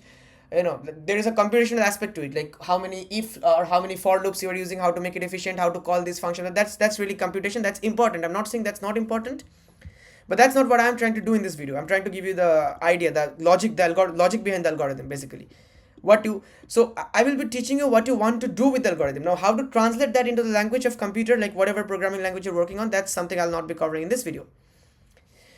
So, and well, this is all new to me also, basically. So I'm not an expert in Monte Carlo simulation. I'm just learning it, but at the same time, it's very important. Personally, I'm always a bit more comfortable with analytical arguments than numerical simulations, but, well, both are really important, especially in present-day interdisciplinary research. But anyway, so what is Monte Carlo? What do we even mean by Monte Carlo simulations? Now, there is a very interesting history of why do we call them Monte Carlo. There's a name behind, like there's a reason behind the name, but, well, that's got nothing to do with physics or like anything. You can read it. It's a very interesting story. I'll skip it for now, partly because I forgot the exact story, by the way. So basically, Monte Carlo methods are extremely useful to effectively simulate statistical systems by okay, this is all technical. I'll just give you the basic idea. So you want to simulate a system, and you know that the system can be in a large number of configurations. So what you do, you know that that you can calculate, if you know the energy, the general expression for the energy, you can find the energy for each state, and you can use the Boltzmann weight e to the minus beta e to find out how probable is each state. And by that rule, you can make the simulation, like you can make the system spend a proportional amount of time in those states. Like if it's a very likely state, the system will spend more time there. If it's a less likely state, the system will spend less time there. That is how this algorithm works actually. So the goal is to generate configurations C with energies EC distributed according to the Boltzmann weights. Just what I said. So how do we do this actually? Well, there are many different Monte Carlo algorithms which are built for with different purposes in mind. But here we'll be discussing like maybe one of the most simplest one, which is the Metropolis algorithm, and which is important for the Ising model in the context of the Ising model actually. So we know this already, that if you have a configuration C, then the probability or the Boltzmann weight for that configuration would be e to the minus beta EC, which is the EC is the energy of that configuration. So we measure observables as averages over sampled configurations. So why is this Monte Carlo simulation important is that first of all, you want to sample all the possible configurations according to the Boltzmann weight, so that you have the, and after that you start taking the values. I mean, after that you start measuring the values, because if you want to do the plots that I showed you using Monte Carlo simulations, like if you want to plot the magnetization in the Ising model versus H or as a function of temperature, so you have to collect values of the magnetization M for different values of T or H, I mean temperature or external field. Now to take those measurements, first of all you have to ensure that the system that we have, that means the Ising system that we have, all the spins are kind of they are, you have to sample them, otherwise you will be stuck with some initial bias, like I showed you some example already, that you are getting this asymmetric case because there was an initial bias. But yeah, because here we are not using Monte Carlo, we're just using a simple iterative method. So that's why it's really important, I'm sorry, yeah, so that's why it's really important to sample it according to its probability according to the Boltzmann distribution. And of course, this entire Boltzmann statistics, whatever I told you so far, these formulas and stuff, they only work for systems in equilibrium. But here we're assuming that the Ising system is in equilibrium. Of course, it's equilibrium statistical physics, one of the simplest models, but again, interesting model, and definitely the place to start before you move on to more complicated models. Now, no, in context of I'll just read this part once. We measure observables as averages over the sampled configurations. We assume the sampled configurations are uncorrelated. That means, that's why I said that when we take values, when we start measuring the values, we wait some time. This is called the equilibration time. So we start the simulation, and we let the system run for, let's say, the first few steps. That means we let the system run for first time without measuring values, and this means we are letting the system enough time to equilibrate. And after that, once it has equilibrated, we start taking the values. Now what do I mean by this? Well, when the system is starting, it has to start with one particular initial configuration, and that means there is some bias, because at least initially the system for the first few steps, which means in the early time of the simulation, the system will have some correlation, or in simple words, some memory of the initial configuration, and it will carry the defect of the memory. That means it's not really sampling in equilibrium, it's not really sampling the configuration space effectively, because it has some bias, and we don't want that, because if we start taking values with the bias, we will not get the accurate. So that's why we let it equilibrate, and once it has equilibrated, only then we can say that all the correlation is killed, and the sampled configurations are uncorrelated. And under this assumption, what we do is that we measure observables as averages over the sampled configuration. So the average is an ensemble represent the full ensemble average, because we are talking about like all the possible configurations, and they have been sampled according to the Boltzmann weights. We are using the formula above, of course. Now, for this to work, it must be possible to reach all relevant configurations on the configuration space given enough time, and this is basically the ergodic argument. In context of Monte Carlo simulations, what do you mean by time here? It's not like human, like physical time, like seconds or minutes or hours. It's not. It's actually the number of steps. So in Monte Carlo simulation, you have steps. So in this step, you take a measurement. In the next step, you take a measurement. So if you run the simulation for 100 steps, and then you run the simulation for 1,000 steps, in the second simulation it's over more time, because you are letting the system decide for more number of steps. That means essentially the physical counterpart would be that you are letting the system evolve for more time. But it's really important to remember that in Monte Carlo context, it's just number of simulation steps, it's not real time.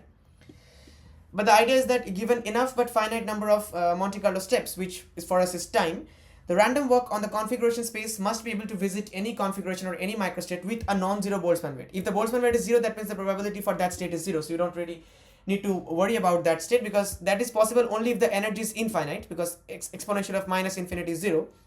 you don't really care. I mean, energy is infinite is not really true, because if a state cannot really have energy infinite, or if you have a temperature of 0, because beta is 1 over t. So if t is 0, then also this thing becomes minus infinite. The argument of the exponential becomes minus infinite. But as we know, the temperature cannot exactly be 0, the absolute temperature. So we don't have to worry about. So yeah, this is ergodicity. Now we will now illustrate the basic idea of the first of all, the basic idea of Monte Carlo simulation. So we propose this. So like I said, there are many number of steps, simulation steps. So at each simulation step, we propose a small change, a random change in a configuration Ci. Well, why do we do this? Because we want the system to explore the configuration space effectively. So we want the system to change. I mean, if the system is fixed, how can it explain? It's fixed in one configuration. What are we even simulating if the system is fixed?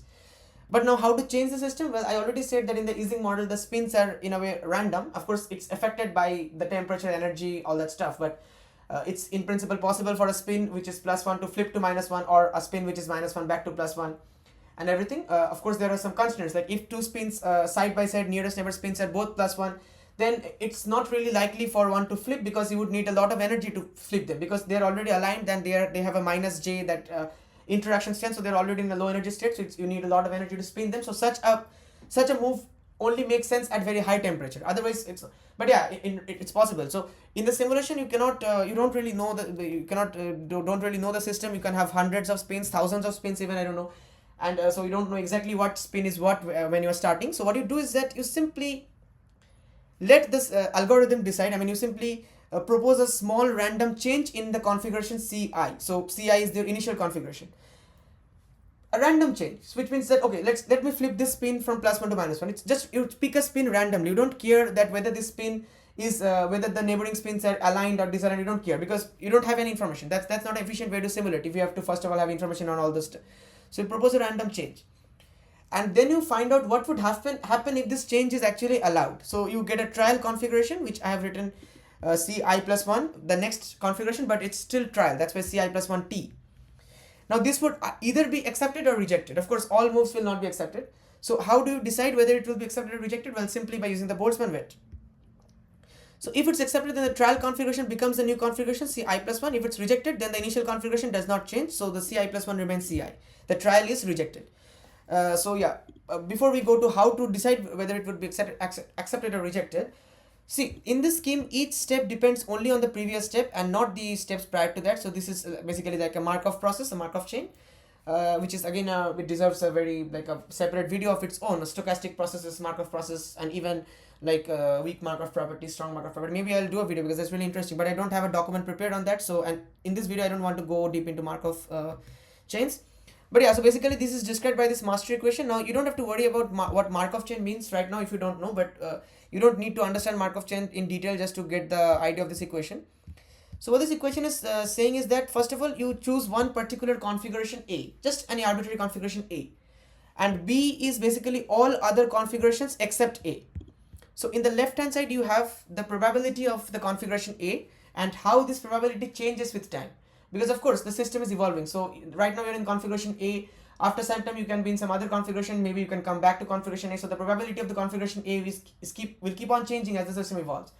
And how it changes, well, that's why you have written the time derivative of the probability of configuration A as a function of time. And this is given by this thing. So what is this thing? This may look a bit complicated, but it's really simple. So you pick any B which is not A. So you pick any other configuration which is not the configuration A. So the first term is actually, this is what? WB minus A. Sorry, WB to A. So W is the number of ways to get from configuration B to configuration A. W is the thermodynamic probability, right? And you're multiplying that with the probability of being in configuration B in the first place. Well, if you are in configuration B in the first place, only then can you talk about going to somewhere else from configuration B. That's why if your probability of being in configuration B is 0 at this given point of time, at this time, that means you are not in configuration B in the first place. So how can we talk about going to configuration A from configuration B? Because, well, I'm not in configuration B in the first place. But if you are, so for all the cases where probability of configuration B is non-zero, that means there is some probability you're in configuration B, you will have a positive contribution to increasing the probability of being in configuration A. That means you will have a positive contribution given by how many ways you can go from B to A. Simple, right? Because this is the probability of being in configuration A, how it is changing with time. So if there are many ways to go from B to A, and if you have a non-zero probability of being in B, that means you are increasing this probability of being in A. That's why it's a positive term. And similarly, you have a negative term here. You see this term is negative, and this is the same thing, but now you are this is the number of ways of going from configuration A to configuration B, the opposite, multiplied by the probability of being in configuration A. Because, well, if you are not in configuration A in the first place, you cannot really talk about going from configuration A to configuration B. But if you are in configuration A with some probability PA at time t, then and if there are W number of ways, I mean W A to B number of ways of moving from A to B, that means this is contributing negatively to the probability of being in A because you are moving away from it. That's why it's a negative sign. And well, in general, you have to take into account all the other possible configurations except A. That's why we sum over all such B's which are not A. That's all this equation is telling you, nothing more. This is something which we call the master equation, right? Now look at this. Well, I have already explained the equation to you. Now we have the conditions that the number of ways of moving from A to B is greater than or equal to 0. Well, it can never be negative, right? You cannot have a negative number of way of it's minimum 0, or you have a positive number of ways. And summation of, well, if you consider this is the summation over all possible all the possible configurations. So if you consider all possible configurations, then the probability of going for it will of course be 1. The first condition ensures that the Markov chain on the configuration space is not stuck in configuration A, because if you have number of ways, actually it's greater than 0 in most practical cases, because if you have no possible way to move to B from A, that means you are stuck in A. And even if you run the simulation, the system will not evolve. That's not what we want. That's not what happens realistically. And as always, some non-zero probability of moving to a different configuration that is physically allowed. Ergodicity is defined only on accessible configurations. For inaccessible can technically, this is just a mathematical statement, because, well, some configurations can actually be inaccessible, just if you're being very exact about it. So that's why I have written it greater than or equal to 0, but the configurations we physically care about will always have this greater than 0 and not equal to 0. The second condition, which means this ensures that the sum of all possible transitions from A to B not equal to A is 1, which makes sense. Well, W is the transition probability. So it's actually the transition probability per unit time, because if you look at this equation, it has to make sense dimensionally. So here the dimension is probability over time, right? The units must match. So here this is the unit of probability. So this must have the unit of inverse time. So it's the number of ways has no units, but so more precisely it's the number of ways per unit time. So it's actually the rate. That's why we call it the transition rate for the equation to make sense dimensionally, of course. And well, this can be further decomposed into, this has to be 1, because if you consider all the possible ways you can move from A to B, well, and you're summing over all the possibilities, then that has to be 1. There has to be just the normalization. And can be further decomposed into it. So we can write that this W A to B, we can write it in two parts. First, what is the trial probability? First we just consider trial, because in simulation we always do that first before accepting or rejecting, like here I showed you in this case. So first is the trial probability, trial transition probability from A to B, and then the acceptance probability. So first we write down the trial, but if the acceptance probability is 0, then the trial is rejected, otherwise it will be accepted. So this is a bit abstract, but I'll tell you exactly how to run how the Metropolis algorithm works actually. So far we have been making some general comments, but well, the trial and acceptance probabilities must be chosen in a way that respects the Boltzmann weight, basically, which is that the probability of being in A would be this. I told you it's proportional to this, the Boltzmann weight, and it's divided by Z, because now we are dividing this by the partition function, because the partition function is like all the possibilities we're taking into account. So we're dividing by that just to normalize it. Of course, the probability in general, what we understand by probability is what do we understand by probability in general? It's the number of favorable outcomes by the total number of outcomes. So it's the partition function is actually very supple and very important, but well, we don't have time to go into. For now, you can think of the partition function in that way. That works. And well, many Monte Carlo algorithms follow the detailed balance condition. So for instance, the Metropolis algorithm also follows the detailed balance condition, which simply says that, well, I'll show you what the detailed balance condition is. It's a very rough assumption, because, well, this equation, the master equation, once I explain to you the terms, understanding what the equation is telling is not difficult, but at the same time this is a very difficult equation to solve. I mean, you cannot actually solve it, because in the configuration space you have a huge number of configurations. This summation is over lots of terms. And here the probability of A is itself changing with time in the most general case. But for detailed balance, we assume that the probability is constant in time. So we assume that this probability A is not, I mean, it does not change with time. That means dPA dt becomes 0. So this side becomes 0. And the detailed balance condition demands that this term is equal to this term. So that means this term, I mean, this PB times WB to A is equal to PA times WA to B. Because if we assume that, then the right hand side also becomes 0, because this is this minus this becomes 0, so summation over 0 becomes 0. Now notice that this is not the only way to get dPA dt equals to 0. This is just one possible way to get, so this is not a unique solution. What I mean to say is that this is one possible way to get dPA dt 0, but there can be many other ways, because you have a huge summation, and even if these two terms are not exactly equal for all the values of all the states B, for all the configurations B, even then you can have a particular series of summations where terms cancel out and you still get 0. But yeah, in detailed balance, that's not what we consider. In detailed balance, we have this condition, just what I told you. And well, this simply reflects the fact that in equilibrium, like I keep saying, we're in equilibrium, probability fluxes balance perfectly between any two configurations, because we're in equilibrium. In equilibrium, we do not expect the probability of being in a state to change with time itself. Of course, the system is in a dynamic equilibrium, so spins can still flip, stuff can still happen, but in a way that maintains the overall equilibrium. So that means the probability of being in a state, if that itself changes, then we are clearly not in equilibrium. So the probability fluxes balance perfectly between any two configurations, and this holds true for any A and any B, basically all configurations. And that means there is no net probability current flowing through the configuration space. Well, okay, I already explained all of this. Let me not go line by line, because I'll be sharing this document anyway. It's important to, okay, I already showed you all of this, right? Yeah. And yeah, like since we're assuming dPA dt equals to 0, so basically we are asking how would the system behave after a long time?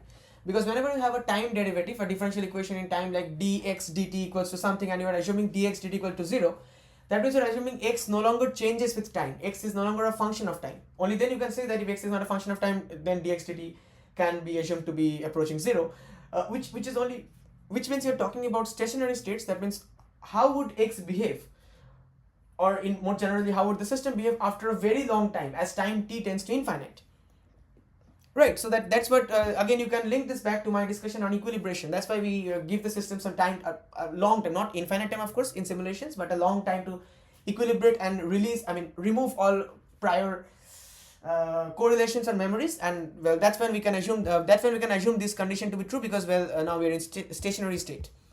Now from this equation, from this detailed balance condition, if we can write the ratio PA over PB, we can write it like this, would be WB to A, this thing basically, as you can see in this equation. And in terms of trial probability, basically we get WB to A would be proportional to e to the power minus beta EA from the Boltzmann method, divided by the partition function Z.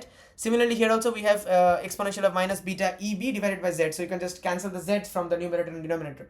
This is the beauty of this approach, by the way, because here you are only talking about the ratio of the probabilities of A and B, and that's why you don't need to exactly calculate the partition function, because it cancels out from the ratio, from the numerator and denominator, which is good, because calculating the partition function is not always possible. It's a very complicated task. So from this you get is simply exponential of beta times the energy difference between the states A and B, which we can write exponential of plus beta delta E.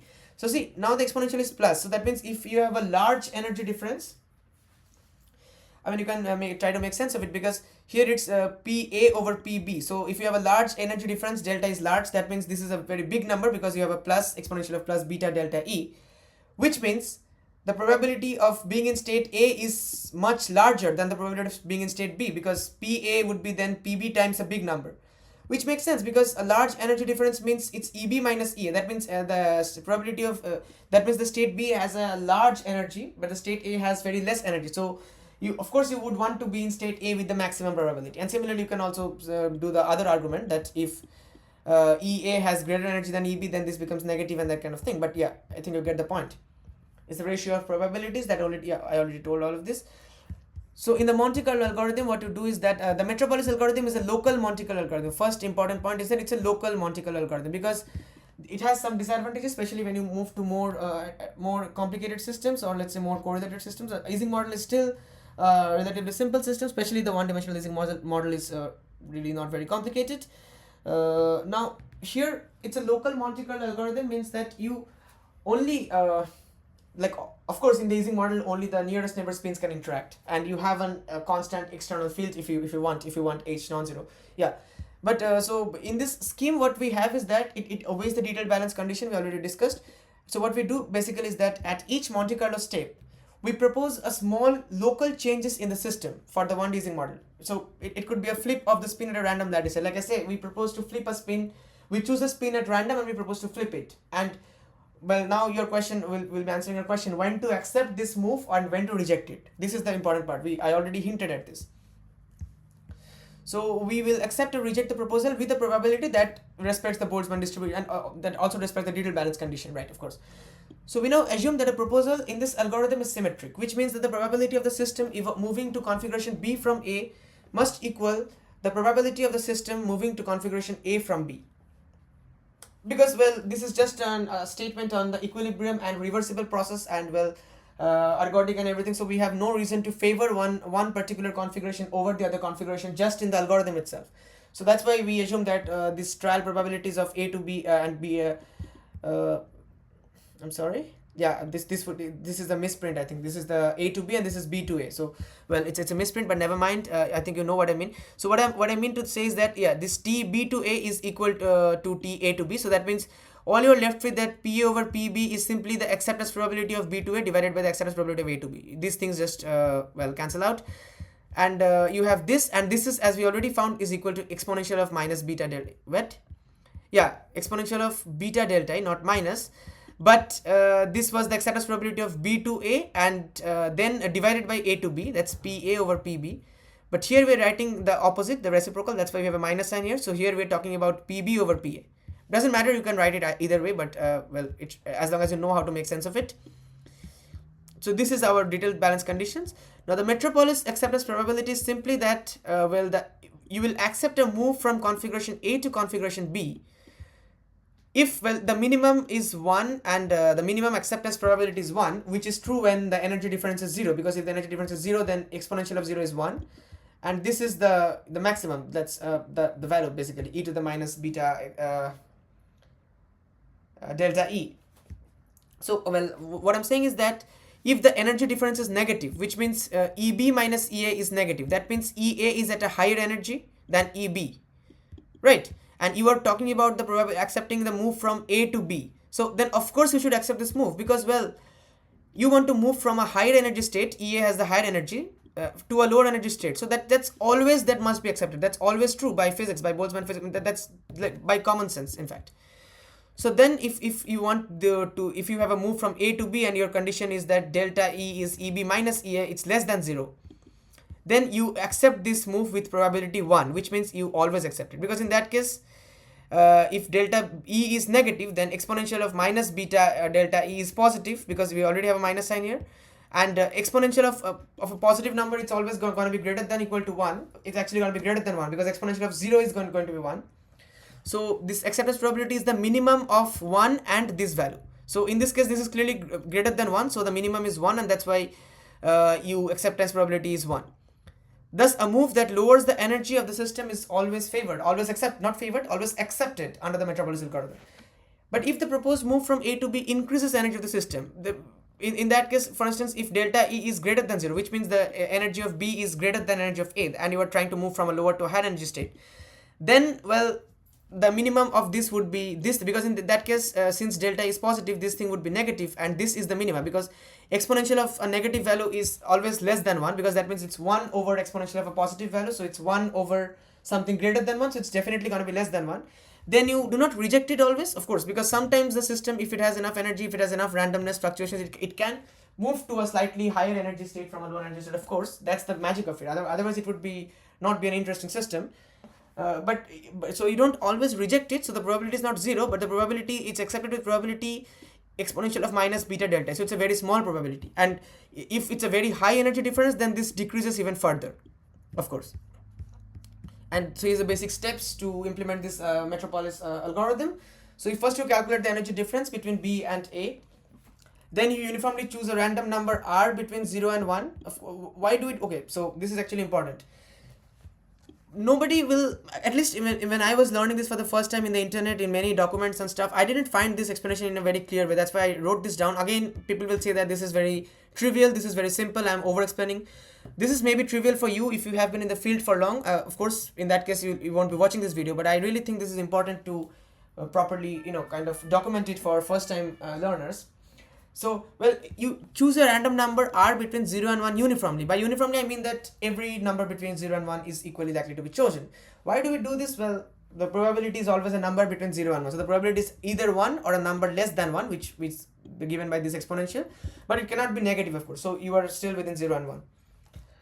Accept the move a to b if this number is less than the acceptance probability, because if this number is less than the acceptance probability, if this number is less than this, basically this thing, then you accept the move. Why? So what you're doing is that when you're running the simulation, you cannot directly you're basically drawing a one-to-one map between this acceptance probability in the Metropolis algorithm with this random number r, which belongs to which is between 0 and 1.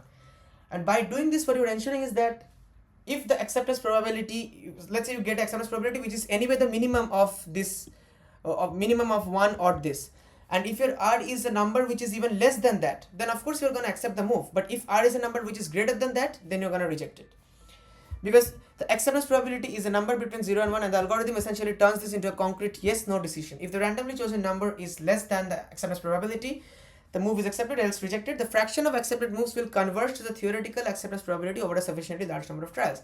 Again, this is the argument of statistics, because in a way the law of large numbers or that kind of stuff. Because, well, you can think that why are we doing this? Because, well, if r is less than that, but then we're accepting. But if you do this for a large number of trials, then the number of times you accept the move, basically you'll get a fraction of the accepted moves versus the rejected moves, because the number of accepted moves divided by the total number of moves will give you the fraction of accepted moves. Similarly, the number of rejected moves divided by the total number of moves will give you the fraction of rejected moves. And these fractions will actually converge to the theoretical acceptance probability over a sufficiently large number of trials. So here's a very simple explanation. So see, we write that r belongs to 0, 1, 0 included, 1 excluded. You may ask why. Well, the reason is that r is drawn from a continuous interval between 0 and 1. Of these things are again really subtle mathematical things which many physicists will ignore, will gloss over, but I think it's really important to at least learn this the first time you're learning the topic. Maybe it's trivial in the end for simulations and stuff, because you know what to do and you are doing it, but you should also know, I think, at least the first time if you're learning this, like why we are doing this. Because it's a very valid question. If someone asks you, why do we choose this and not this? Why do we not include both 0 and 1? Because 1 is possible, right? You can have a probability 1. Well, so r is basically a random number. It's drawn from a continuous interval and in a continuous range. So probability of obtaining any exact single value is 0. Well, let's say you have a continuous range. So continuous range means what is the probability? Because that means you have an infinite number of values. Let's say you have a range between 0 and 1, or even between 0 and 0.1. So how many numbers are there between 0 and 0.1? How many real numbers are there? Infinite number of real numbers. 0, then you can have 0.001, you can have 0.00001, so you can keep on going. So basically probability is number of favored outcomes by the total number of outcomes. And if your total number of outcomes is essentially infinite, then the probability of getting one particular outcome, for instance here we are saying r equals 1, is 0, because, well, 1 divided by infinity tends to 0. Any finite number divided by infinity tends to 0. So since we're in a continuous interval, we have to talk about the, in the integral form. So probability that r belongs to ab is the integral a to b pr dr, which is just the width, the b minus a, the upper limit minus lower limit. Because the pr is the probability density, in our case we have the probability uniformly distributed in the interval 0, 1, which means the probability density must be constant over the interval. So you can bring pr out of the integral, and so you have pr times b minus a. So pr equals k, where k is non-zero positive constant. Now we will see that k is actually 1. That's why, here it is. The total probability of the full interval must be 1, the classic normalization, and then we have 0 to 1 pr dr has to be 1, which means 0 to 1 k dr, because we already know why pr has to be constant, because it's uniformly distributed. So the probability of choosing any number between 0 and 1 is the same. That's why you cannot say that the probability depends on r. So pr is a constant, so it's k. That means it's k times 1 minus 0, which is k. It's basically k is 1. So that means this is k. So this integral from 0 to 1 pr dr is k. And from normalization we also know that this integral has to be 1, because we are integrating over the full range. That means k is 1. and from if we put k is 1, then basically we get what we already wrote here, basically that PR A to B would be B minus A, and if we put A 0 and well B 1, then it's basically 1 minus 0, which is like 1. So PR equals 1 would be, okay, so if you want to do PR equals 1, you get 0, of course. I already gave you the argument because it's a 1 over infinity, or you can also look at it this way. It's a bit more mathematically, it's a better way mathematically. You see, it's like both the upper limits and lower limits of the integral is 1, so you get 1 minus 1 is 0. This shows why excluding 1 from the interval does not change the statistics. And conventionally we write, because if you're including this value 1, the probability for that is anyway 0. So you are not contributing anything. That's why you can just write this. This is the actual argument. Well, now including okay, already discussed. The energy change delta E EB minus EA associated with the move from A to B in the 1D Ising model is given by, okay, Y. Let's go back to the Hamiltonian as we had. Now in the 1D Ising model, well, we just have one dimension, and let's focus on two spins. Let's focus on the spin SI at site I and the spin next to it. There are two spins next to it, right? There are two nearest neighbors on your left and on your right. You have nothing on top or down because you are right now in the one-dimensional Ising model. So the left is Si minus 1, the right is Si plus 1. So if you consider all the possible or the interaction energies associated with both the neighboring spins, all the possible values, then you have minus J Si minus 1 Si and minus J Si plus 1. So the first term, you really don't have any more possibilities in one dimension. So you are done with this term. For this term, well, it's really simple because the effect of the external field on Si is given simply by minus H Si. So we are talking about the part of the Hamiltonian which has the effect only on SI. So that means we don't need to consider this summation as well. This is the total Hamiltonian. So right now we're talking about the H of SI, which would just be these three terms as I've written here. So this is the energy associated with the initial configuration EA that depends on SI. So we randomly choose a spin SI, and then we scan, okay, what are your nearest neighbors? Okay, Si minus 1, Si plus 1. Very good. Now let me calculate your energy.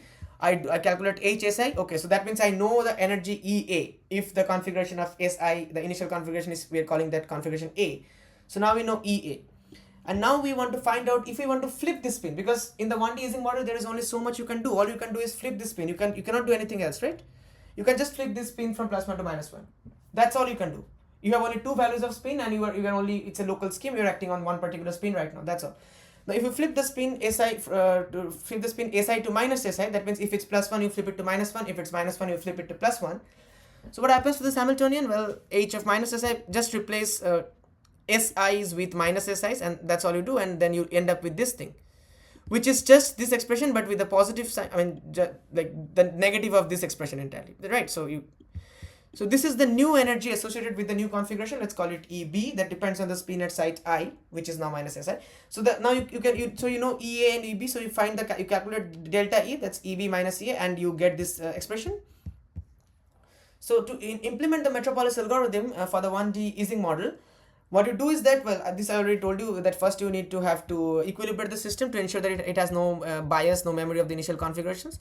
So I have done, so I've just written a little bit about equilibration. If the equilibration time is very long, it's often a better idea to take measurements over a sufficiently large number of independent configurations. Yeah, this is a good point. Again, this links back to the ergodic hypothesis, which holds true for equilibrium statistical systems. So equilibrating means you are taking measurements over a long period of time, but also you can also do the opposite, because you want to remove the effect of the bias of the initial configuration. So you can also start with many different initial configurations, like many different copies of the same system, what we call an ensemble, and you can run the simulation. You can run all these different copies for the same amount of time, and you will get different values because you start with different initial configurations. So all of them will have some effect of the initial bias, but if you start with a very large number of copies, you more or less cover all the possible initial configurations, and you take all the values and you average them. That's also a good way. So when to use which, it depends, because if the system is really very strongly correlated with its initial configuration, and let's say it's taking you a lot of time, which means a lot of simulation steps to completely decorrelate, and only after that you can start taking the measurement values, you can take measurements, then letting the entire system equilibrate is really expensive computationally, and you have to wait a very long. So in that case, what you can do is that you start with, let's say, many independent ensembles. I don't, depending on a system, it could be 10, 20, 100, depending on how accurate results you want, and you can just run them for a shorter time to save you computational, to be more efficient computationally, and you can just take the average. but it depends when to do which. Another very good technique is that you start from high temperature, because for the Ising system, if you're starting from a high temperature, then already the system is very like decorrelated, disordered, because at high temperature all the spins are like they are not aligned mostly, because you're at high temperature, so it's more or less disordered and there is no memory, there is no alignment. But at low temp, if you start from low temperature and start increasing the temperature, well, so at low temperature you have most of the spins would want to be aligned to each other, because you're at low temperature. And so there will be domains where all the spins are +1, there will be large domains where all the spins are -1, and so that means system is already having a strong bias for +1 in one region, for -1 in one region. And as you slowly increase the temperature, the spins will start flipping, but it will take a lot of time to completely randomize the system or decorrelate the system or equilibrate the system, whatever, because maximum entropy means equilibrium, which means high temperature, so we can also start from high temperature. Well, now we outline the implementation of the Metropolis algorithm. Well, we define all the initial first of all you have to define all the initial configuration, otherwise the system is not going to work. So let's say you have n number of spins in your system, in your 1D Ising system. So you initialize all the values of spin just randomly, of course, because you cannot, like, if it's n is 100, you cannot write manually like, okay, the spin 1 is, let's say, +1, spin 2 is -1, spin 3 is +1, spin 4 is +1, spin 5 is -1. You cannot do that. So what you do is that you define that we have n number of spins in the system, and you choose and you have two possible values to choose from, either +1 or -1, and you randomly assign +1 either +1 or -1 to all these spins. That's very easy to do in Python, in computation. It's not just Python, in any language basically. I mean, I did this in Python, so I was saying, but you could initialize all the spins, and then during each Monte Carlo sweep, so I'll tell you what sweep means. So there are n spins, so you will have n trial spin flips are attempted, so that on average each spin is updated. Well, so per Monte Carlo sweep is just a unit of, like, it's, let's say it's one full Monte Carlo run, and you run many different sweeps before you get the final simulation, final plots, of course. So in one sweep, what you do is that you attempt to move, you attempt n moves. Now I'm not saying you actually attempt to move the n spins like individually, like, okay, this is one sweep, so let me start with spin 1, I attempt to move it. Does it move? Well, no, the probability, the accident probability is it's very low, so let's not move it. Does it move? Yeah, the accident probability is 1, so let me move it. Because see, that's what you did. I mean, this R, for instance, well, the acceptance probability would either be 1. So if the acceptance probability is 1, then well, if R is if R is less than 1, you accept it. But well, R is always less than 1, because R is a number between R is this, so R is always less than 1. That means if the acceptance probability is 1, which means if you propose to move from a high energy to a low energy state, it will always be accepted. If R is less than and if your acceptance probability is, let's say, exponential of minus beta delta E, and now you're asking if R is less than this or not. So this is why I actually forgot to mention, R actually introduces an element of randomness, which is very important, because otherwise every time how do you actually ask the computer?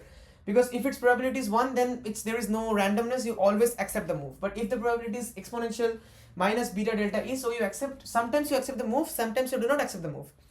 So over a large number of trials, on average, you accept the move with that probabilistic weight. But how do you decide, like, whether I accept the move now or this time or next time? So for that, you need to introduce this R, this thing we're calling R. So if you only accept the move if R is less than this probability, so if it's 1, then R can never be less than 1, because, well, that's why R lies between 0 and 1. And well, in that case, in that case, you always accept it basically. But if you're proposing a move from a lower to a higher energy state, that's when things get a bit complicated. Sometimes it's accepted, sometimes it's not. And how do we determine that? Well, R is being chosen, a number between 0 and 1, which is being chosen independently, and this is also a number between 0 and 1.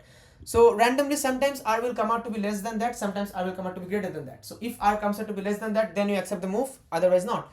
So that's why I say, and it's written here, this will converge to the theoretical probability over a sufficiently large number of trials. You have to do this over a large number of trials, otherwise there can be some, because R and this exponential is being chosen independently. I hope you understand. And well, yeah, just a second. 1D Ising chain. Okay. So what is happening? Yeah. Okay. So that means what I'm saying is that in one Monte Carlo sweep, you attempt to move all the n spins, but it's not like you, okay, this is one sweep, so first I will attempt to move spin 1, then spin 2, then spin 3, and you go all the way to n. No, on average you attempt n moves. Now in one sweep it's possible that you do not attempt to move a few spins at all, and you attempt to move one spin more than one times. That's fine, because you are doing many possible Monte Carlo sweeps, right? That's why you are doing many possible Monte Carlo sweeps, and you are attempting n moves in one sweep, not necessarily n like on all the n spins, but you're attempting n move.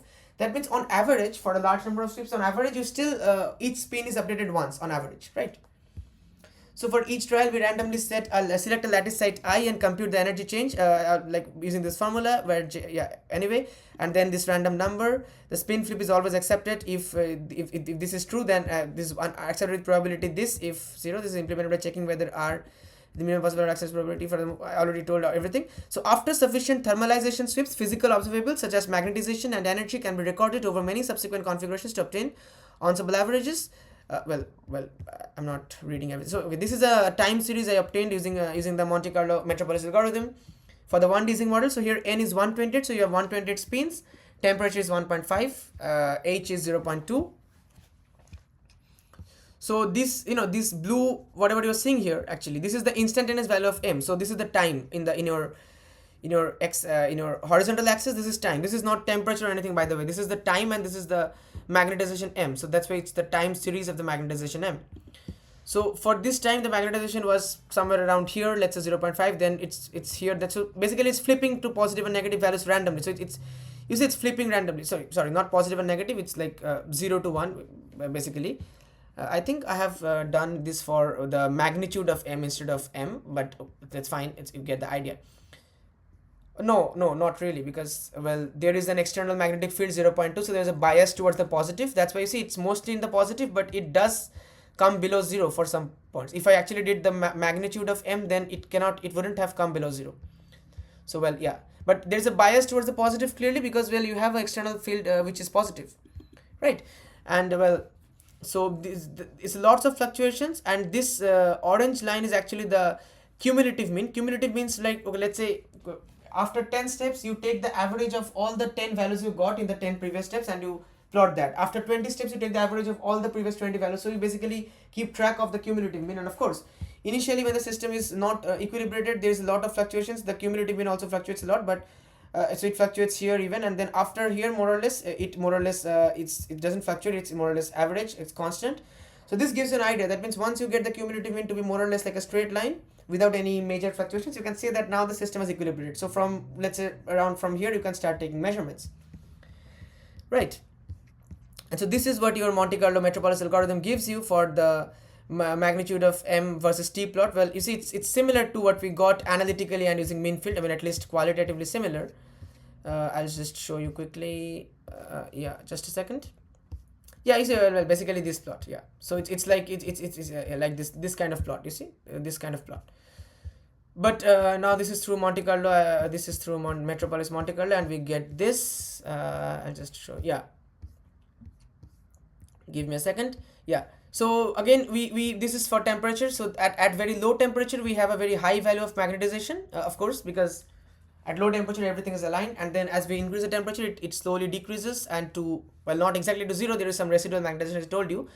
And this residual magnetization is high for a smaller system. When n is 32, this blue one, even at very high temperature, we have like we do not have exactly 0 magnetization, we have like nearly 0.2. Why is that? Well, see, for a small system, let's say you have only 32 spins. So even at very high temperature, it's really very rare to have exactly 16 plus 1 and exactly 16 minus 1, so that you have perfect cancellation and exactly 0 magnetization. For larger system also, it's very rare. For instance, for 128, it's extremely rare that you will have exactly 64, because 128 means 64 is the half of 128. Well, so for 128, it's extremely rare that you will have exactly 64 plus 1 spins and exactly 64 minus 1 spins to get exactly 0 magnetization. But still, the magnetization is the magnetization at high temperature, which we call the residual magnetization, is lower for the green, for the larger system, simply because it's much larger. So there is much more disorder and much less alignment, let's say much less correlation, and it cancels to a better extent, but not fully. So this is visible. And you see, these are the error bars which I have plotted. I mean, this bars here, you see this thing. So that is the statistical variance, the fluctuations there, the randomness there, which is like that, like the possible errors at. So these points are what the points you are calculating using Monte Carlo. Okay. Yeah. So these points which I have plotted, you see here one, here, here, and all these points, those have been calculated using Monte Carlo, and then you have just simply joined those points by a curve, by a line, simply. But yeah, those points are the main thing. And to get those points, you see, for each point I have plotted the error bar. So if for high temperature there is almost no error, which makes sense because for high temperature, well, a system is already equilibrated and you don't have a lot of error, you don't have a lot of correlation or a bias towards the initial. But for low temperature, huge error bar, especially the for larger system. Larger the system, more the error bar in a way. See, for green you have a huge error bar. Why? So why is there such a great error for this point? So for a large system at very low temperature, the magnetization, simply because, well, we will talk about this. This is something which we call the critical slowing down. We'll talk about this when we talk about the 2D Ising model. It will make a bit more sense then. But yeah, this is something you should, because actually you see this is where the phase transition is kind of happening. Initially you are at a very high value of magnetization, then suddenly you drop the phase transition, you drop to a low value. So yeah. Again, so this is for M versus H plot, like we already saw this. Now this is for T 1.5 for different lengths. So here you have okay, so here this is for the same temperature but for different sizes of the system, and well, you see it more or less it overlaps. There is not much dependence. So this simply tells you that this M versus H plot doesn't really depend on size. Well, why is that? Because here we saw that it depends a lot on the size. For instance, here in this plot we saw it depends a lot on the size. Because here you are plotting M versus T, and the temperature will have an effect on size because, well, you are trying to flip spins, temperature, and bigger the system, correlation, all these effects I already discussed. I'm not going into it again. But here you have the temperature which is fixed for all the three sizes. I'm sorry.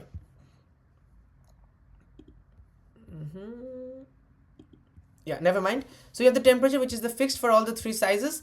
You are only varying the external field H, but I mean external field has the same effect on all the spins. So well, if you have more number of spins, but well, actually I'll read you from here.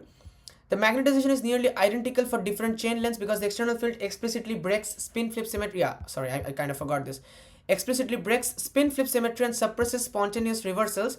Hence the number of lattice sites where a spin flip is possible, and hence the length of the chain becomes irrelevant.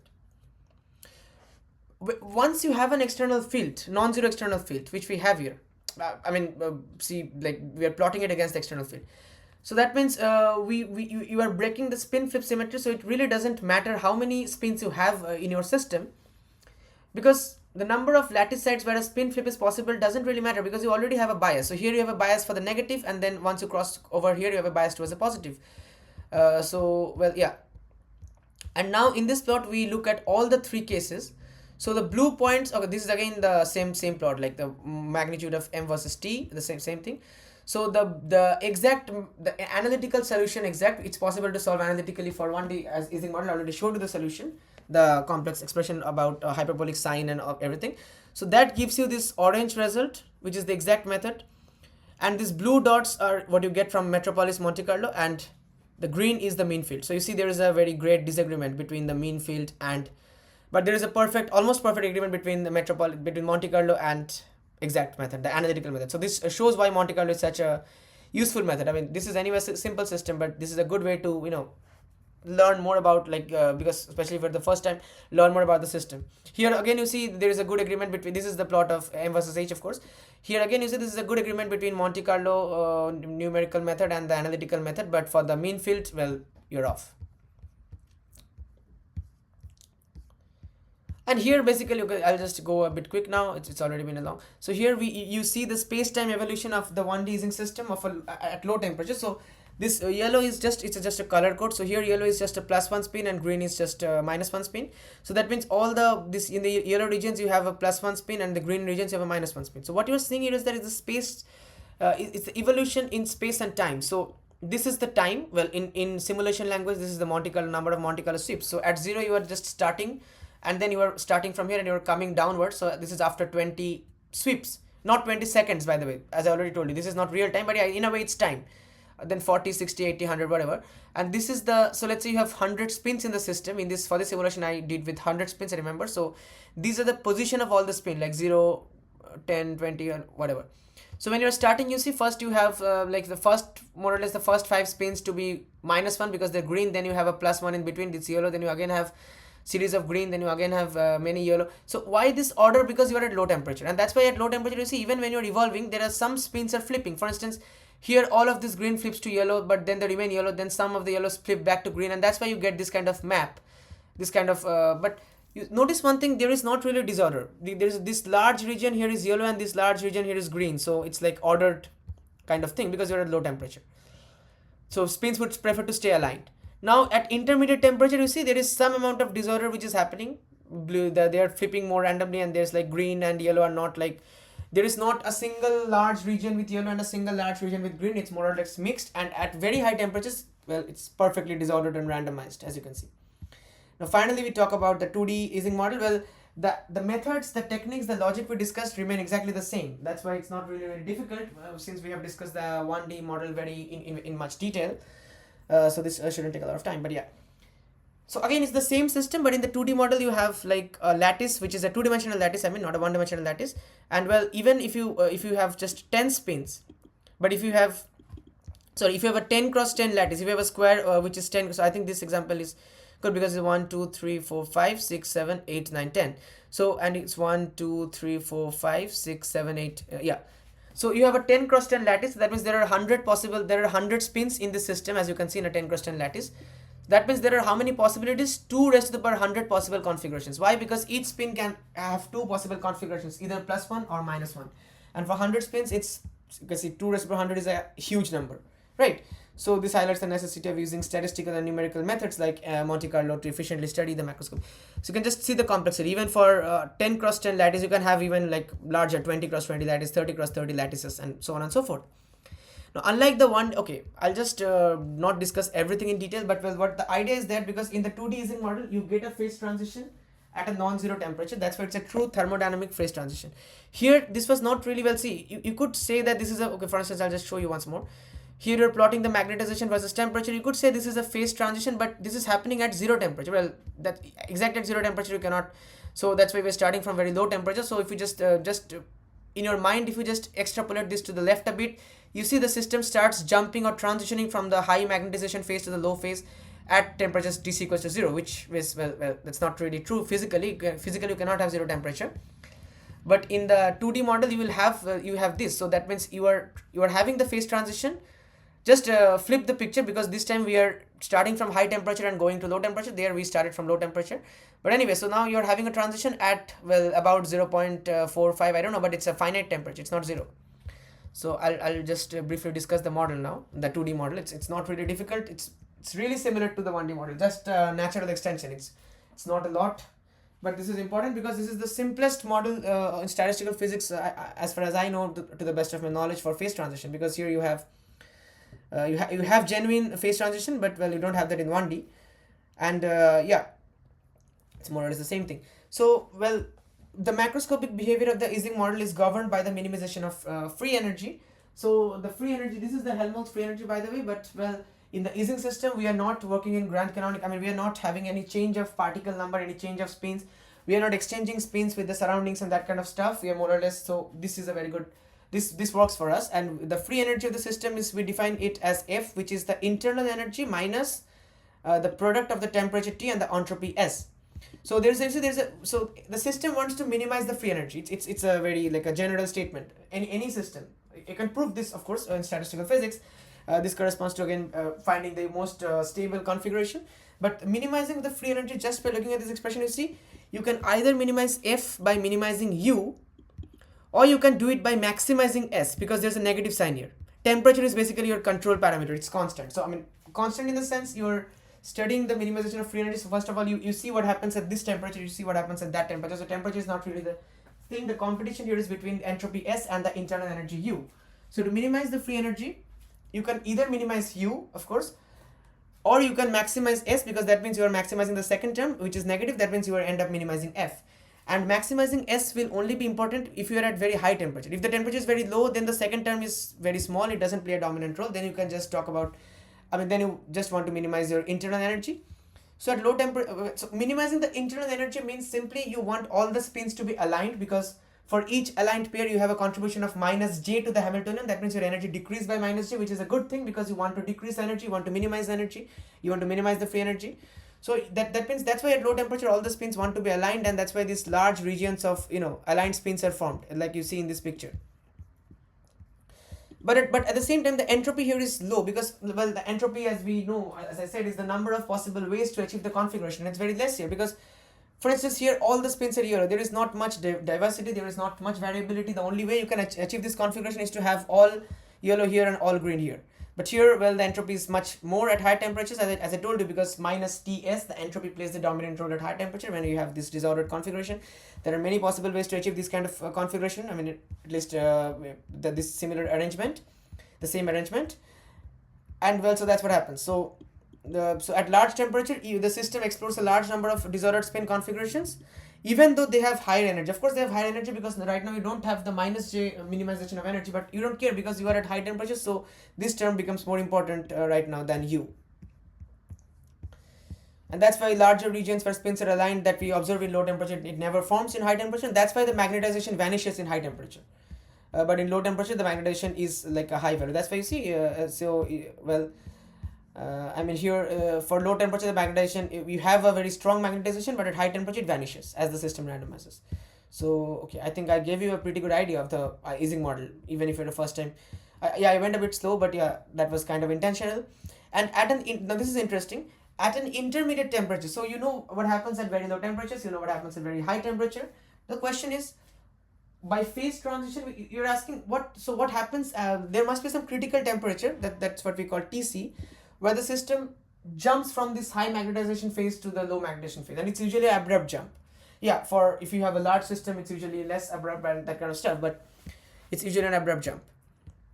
That's why you call it a phase transition. So at some intermediate critical temperature, what happens is that both the energy and entropy even out. Of course, because initially you have U dominating S, then finally you have S dominating U. That means in the middle there must be a point where they cross each other, and then S and U both become kind of like both the terms in the free energy become equally dominant. And what happens that this leads to a qualitative change in the equilibrium state of the system, and which we call the phase transition. Okay, I'll talk more about criticals going down, but let me just quickly tell you about the. So we have the same Hamiltonian, but right now since we're in 2D, I mean we have 4 possible nearest neighbors for a spin. Let's say we arbitrarily choose one spin. Let's say we choose this particular blue spin. So it has 4 nearest neighbors. This red one on top, this blue one in the bottom, this blue one on the left, to its left, I mean to this side, and this red one to the right. These ones, by the way, the diagonal ones, they are not the nearest neighbors, because the nearest neighbor means the next lattice side. Diagonally, the distance is more, so we don't consider this. So in 2D, we have 4 nearest neighbors for one particular spin. That means if we choose a spin in random Si, then the nearest neighbors would be I minus 1j. Oh, so no, in 2D we have to choose a spin Si comma j, because in 2D to specify a spin, we have to specify its coordinates. So it, like for instance, if we want to choose this spin, so its coordinates are x, let's say this is I and this vertical is j. So this is 1, 2, 3, 4, 5. So 5 I, that means in place of I we have 5, and here we have 1, 2, 3, 4. So it's S5 comma 4. You see what I mean? In 2 dimension, to specify the position of the spin which we're choosing, you need 2 numbers I and j. So that's why first you specify a spin Sij, and its nearest neighbors would be, well, left, right, up, down. That means I minus 1j, I plus 1j, ij minus 1, and ij plus 1. So in the same way as before, just now we have 2 extra terms, but otherwise it's the same thing. We can write the Hamiltonian for the spin Sij as minus j and all these contributions. And depending on whether the neighboring spins are plus 1, minus 1, that kind of thing, you can actually calculate this. And of course you have the, well, if you want to flip this spin from Sij to minus Sij, you have this contribution. So this is the energy, and the energy difference you can find out. I'm not writing the external field term because, well, that remains the same in both the cases. So if you consider the energy difference, it will cancel out, right? So this would be the difference in energy in the 2D Ising model. Like I said, we're doing the same thing, but just a bit more complicated now because we have 4 nearest neighbors. And we follow the same algorithm, the Metropolis algorithm that I already, so the logic remains exactly the same, so I'm not going over it again, of course. But yeah, and see what happens is that, again we take the periodic boundary conditions. So for 1D Ising model, we were changing a line into a circle, which makes sense because we were talking about an infinite system. So the edge cases really doesn't matter, the first and the last spin, so we kept it considering a circle. Here also we do the same thing, but in 2D we don't have a line, we have a sheet, like a square lattice kind of thing, right? So that means we want for all the boundary cases, now we don't have just two boundaries, we have all the spins sitting in this boundary, this and this. So all of them we want to like eliminate them in a way we want to. That's what we do. First of all, we consider the adjacent these boundaries which are marked 1, and that to join them, the same thing, we just turn this into a cylinder kind of thing, and that's why we join 1, as you can see here. So this is like kind of turning this line 1 into a, well, in a way turning the line 2 into a circle, if you think about it, because this is the face of the cylinder. And then what you do is that you have to join the 2's as well. So that's why you turn this into a like a donut shape, which we mathematically call toroid. So it's like a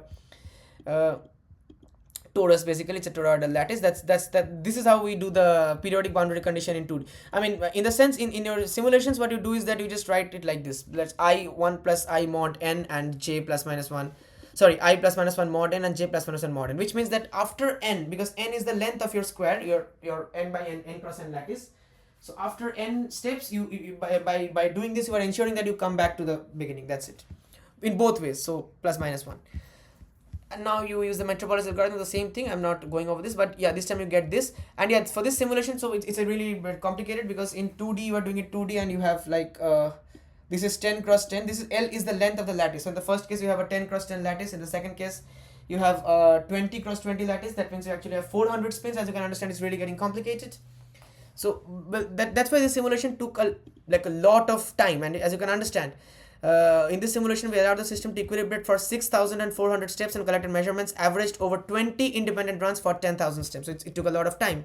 Of course, there are more efficient ways, but well, I did it in Python because it's my first time learning MC, like Monte Carlo. And well, this I told you in this video I won't talk about the computational aspect, the logic. So you see this, and also to slightly to like take care of this, like to speed up the process, this time we plotting the magnetization as a function of beta, which means we are plotting it as a function of inverse temperature, because beta is 1 over temperature, right? Ignoring the Boltzmann constant, which is numerically 1 in our units.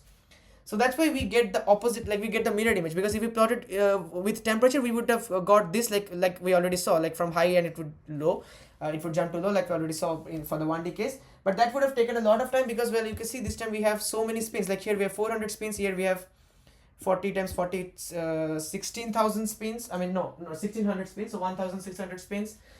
We have a lot, and then we have 6,400 spins in for 80 cross 80. That's why we we equilibrated for 6,000. I mean, it's a lot of steps, and if you start from low temperature, like I gave you the example, then you have to average over much more than 20 independent runs. Otherwise, you have to wait for a very long time to equilibrate, because you would have more bias of the initial configuration, because you're already starting at like low temperature, that kind of thing.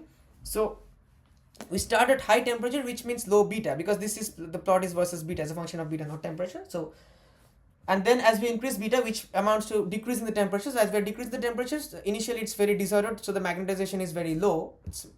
Then suddenly there's a phase transition, the magnetization jumps to like almost 1. That means it becomes ordered. So this is the thing.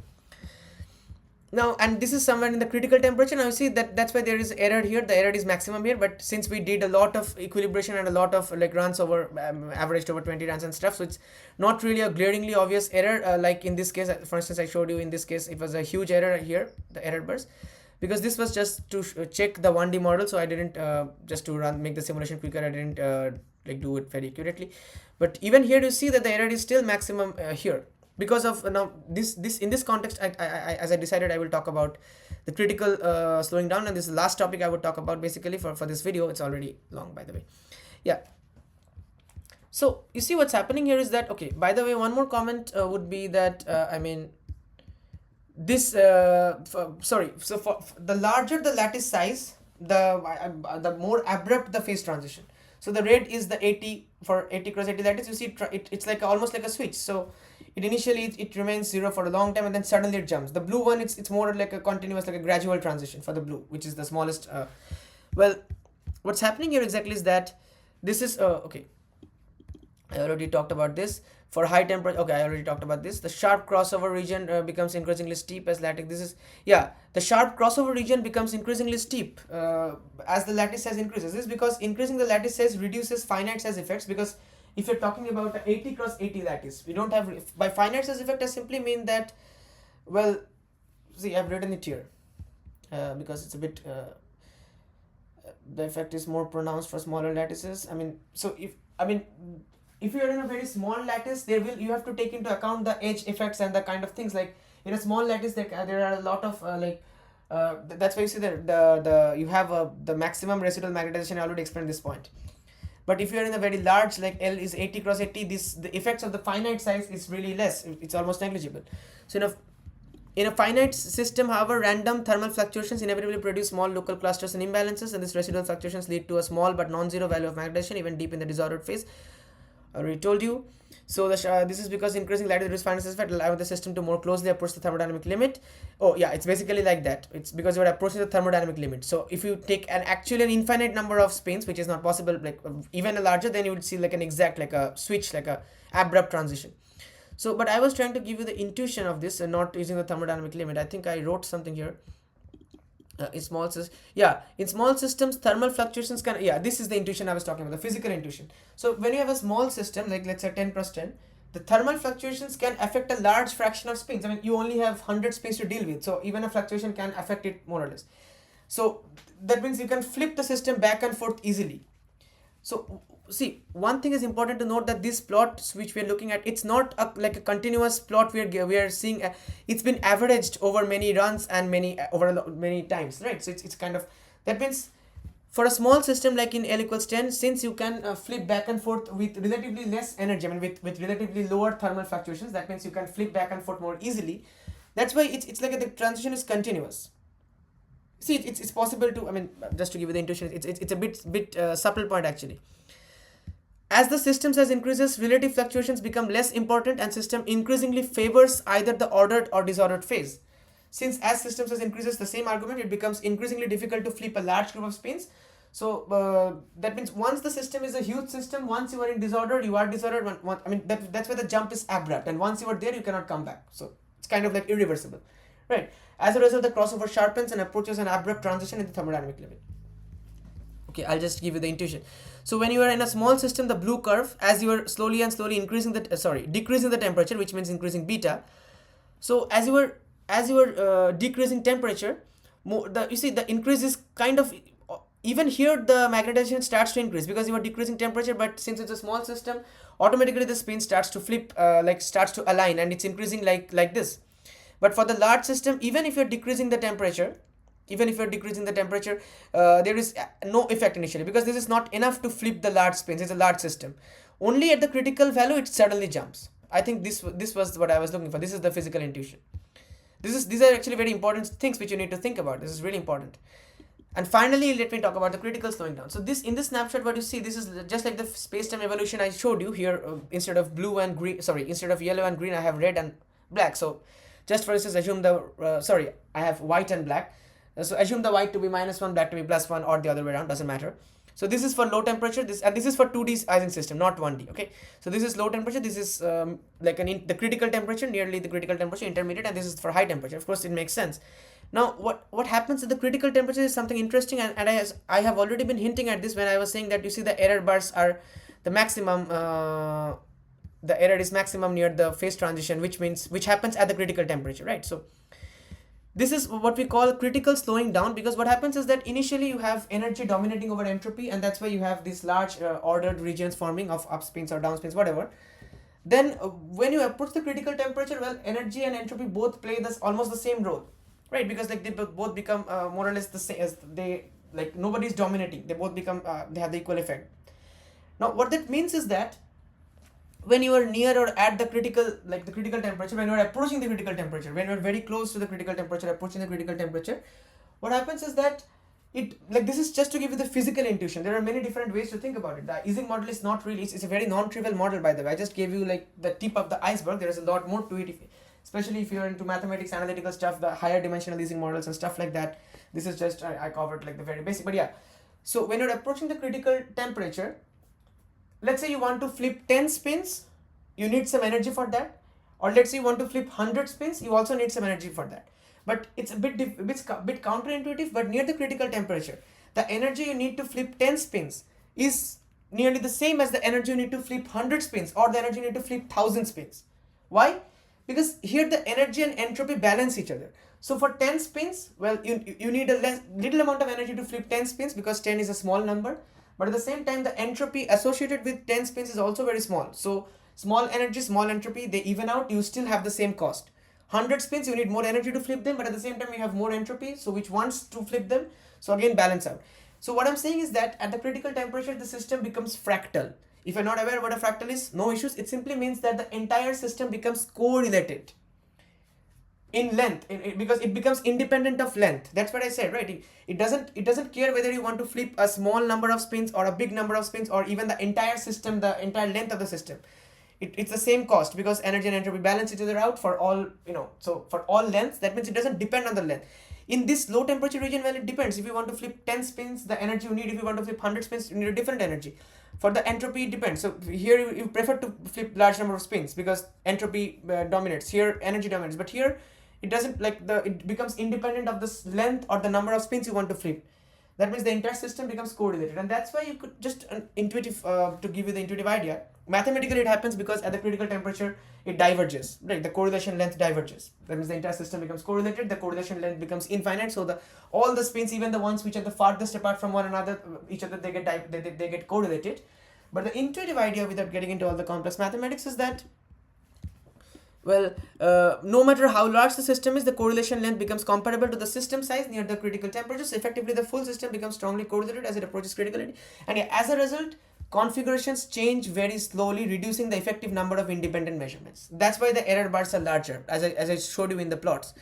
Because, well, of course, the energy and entropy balance out. But since the entire system becomes correlated, it slows down. That's what we call critical slowing down, because this happens near critical temperature, near criticality, and it's a very generic observation in many systems which show phase transition. So critical slowing down it's kind of like an indication of phase transition. So right now the system is approaching the critical point. That's why it becomes fully correlated. Every spin is correlated, and that's why you take lots of energy to flip the spins. That's why the system slows down. It changes very slowly, and that means we are in a critical slowing down. That means most likely there will be a phase transition suddenly, and that is the point I was trying to say. So why are the error bars longer? Just to give you the idea, because if the system is changing very slowly, but you are still in your simulation, you are still sampling, you are still taking measurements, so the system is changing very slowly. That means you don't have enough number of measurements for these regions, and that's why they can fluctuate a lot and you have a large error. Now the system has slowed down a lot. And I find this very interesting because this is again not physics, but I would like to end with this kind of interesting statement. Not a statement, just an interesting not even hypothesis, a metaphor, let's say. Don't this is not science, by the way, this is not physics, but if you compare this thing with society, and if we just assume that we are in a way becoming fully correlated right now in the digital age, in the age of internet and everything. So basically, before the digital and before the internet and everything, let's say all the humans are spins and we're in the Ising system. Again, this is just a metaphor. It's not really true to say that, because the human society is way more complicated than just spins flipping between +1 and -1. And well, there is more to it, so it's really not that simple of a metaphor. But just to give you the just to share this observation with you, since this is YouTube, I have that freedom. If I said this thing in a scientific conference, of course there will be a backlash. But the point is that, and I'm not trying to say that this is like a scientific truth or anything, but yeah, before the internet, well, what happened in the other part of the world didn't really affect me, or it took a lot of time to affect me. When I get the news by the newspaper reached me, the news reached me by some radio or something, whatever. But right now, internet, well, I can connect with any people, with anyone in any corner of the earth. I can spread misinformation through social media. I can affect millions of people if I have some influence, or even without influence, I can reach a large number of people relatively easy due to the internet. And that means, in a way, the human system has become very correlated, and that is probably also why I feel like we feel like we are critically slowing down, because you see, we are critically slowing down in the sense that changes are not, for the last few years, things are not really looking great. Progress in, well, there has been progress in artificial intelligence, a lot of other places, but where are we going as a race? These wars, these negative things that we are hearing in the news every day, the situation doesn't seem to be improving, and as a whole we don't really seem to be, well, I just don't mean progress in AI, but overall progress seems to be slow as compared to, let's say, the quantum age or World War II, when people built the nuclear bomb, the Manhattan Project, in a few months. I'm not saying that's a good thing, but again, so maybe, just maybe, the human civilization as a whole could be nearing a phase transition, and a phase transition by definition is we'll be moving to a new phase. something which we are not aware of historically. That means it could either be a very good transition or a very bad transition. I don't know, it could be either way, we don't know, and we have no information or no reason to prefer either one or the other. But it could either be extremely destabilizing, well, like some people are saying, we are approaching doomsday, we are done for, and that kind of stuff, or it could actually be a good transition, because like I said, let me end on a hopeful note that this is something I have said in some of my previous videos also, as far as I remember, but let me say it again in the context of the Ising model especially. So it seems like the clouds are not passing right now. We often say that don't worry, the clouds will surely pass and the sun will shine again. And it seems that things have really slowed down critically and the clouds are not passing. Well, if the clouds are not passing, let's at least hope that it means the sun is gathering enough strength to face transition and shine brighter. And with that, thank you guys for watching. I hope you enjoyed the video. I would like to know your comments, and I'll share this document in the description. Thank you.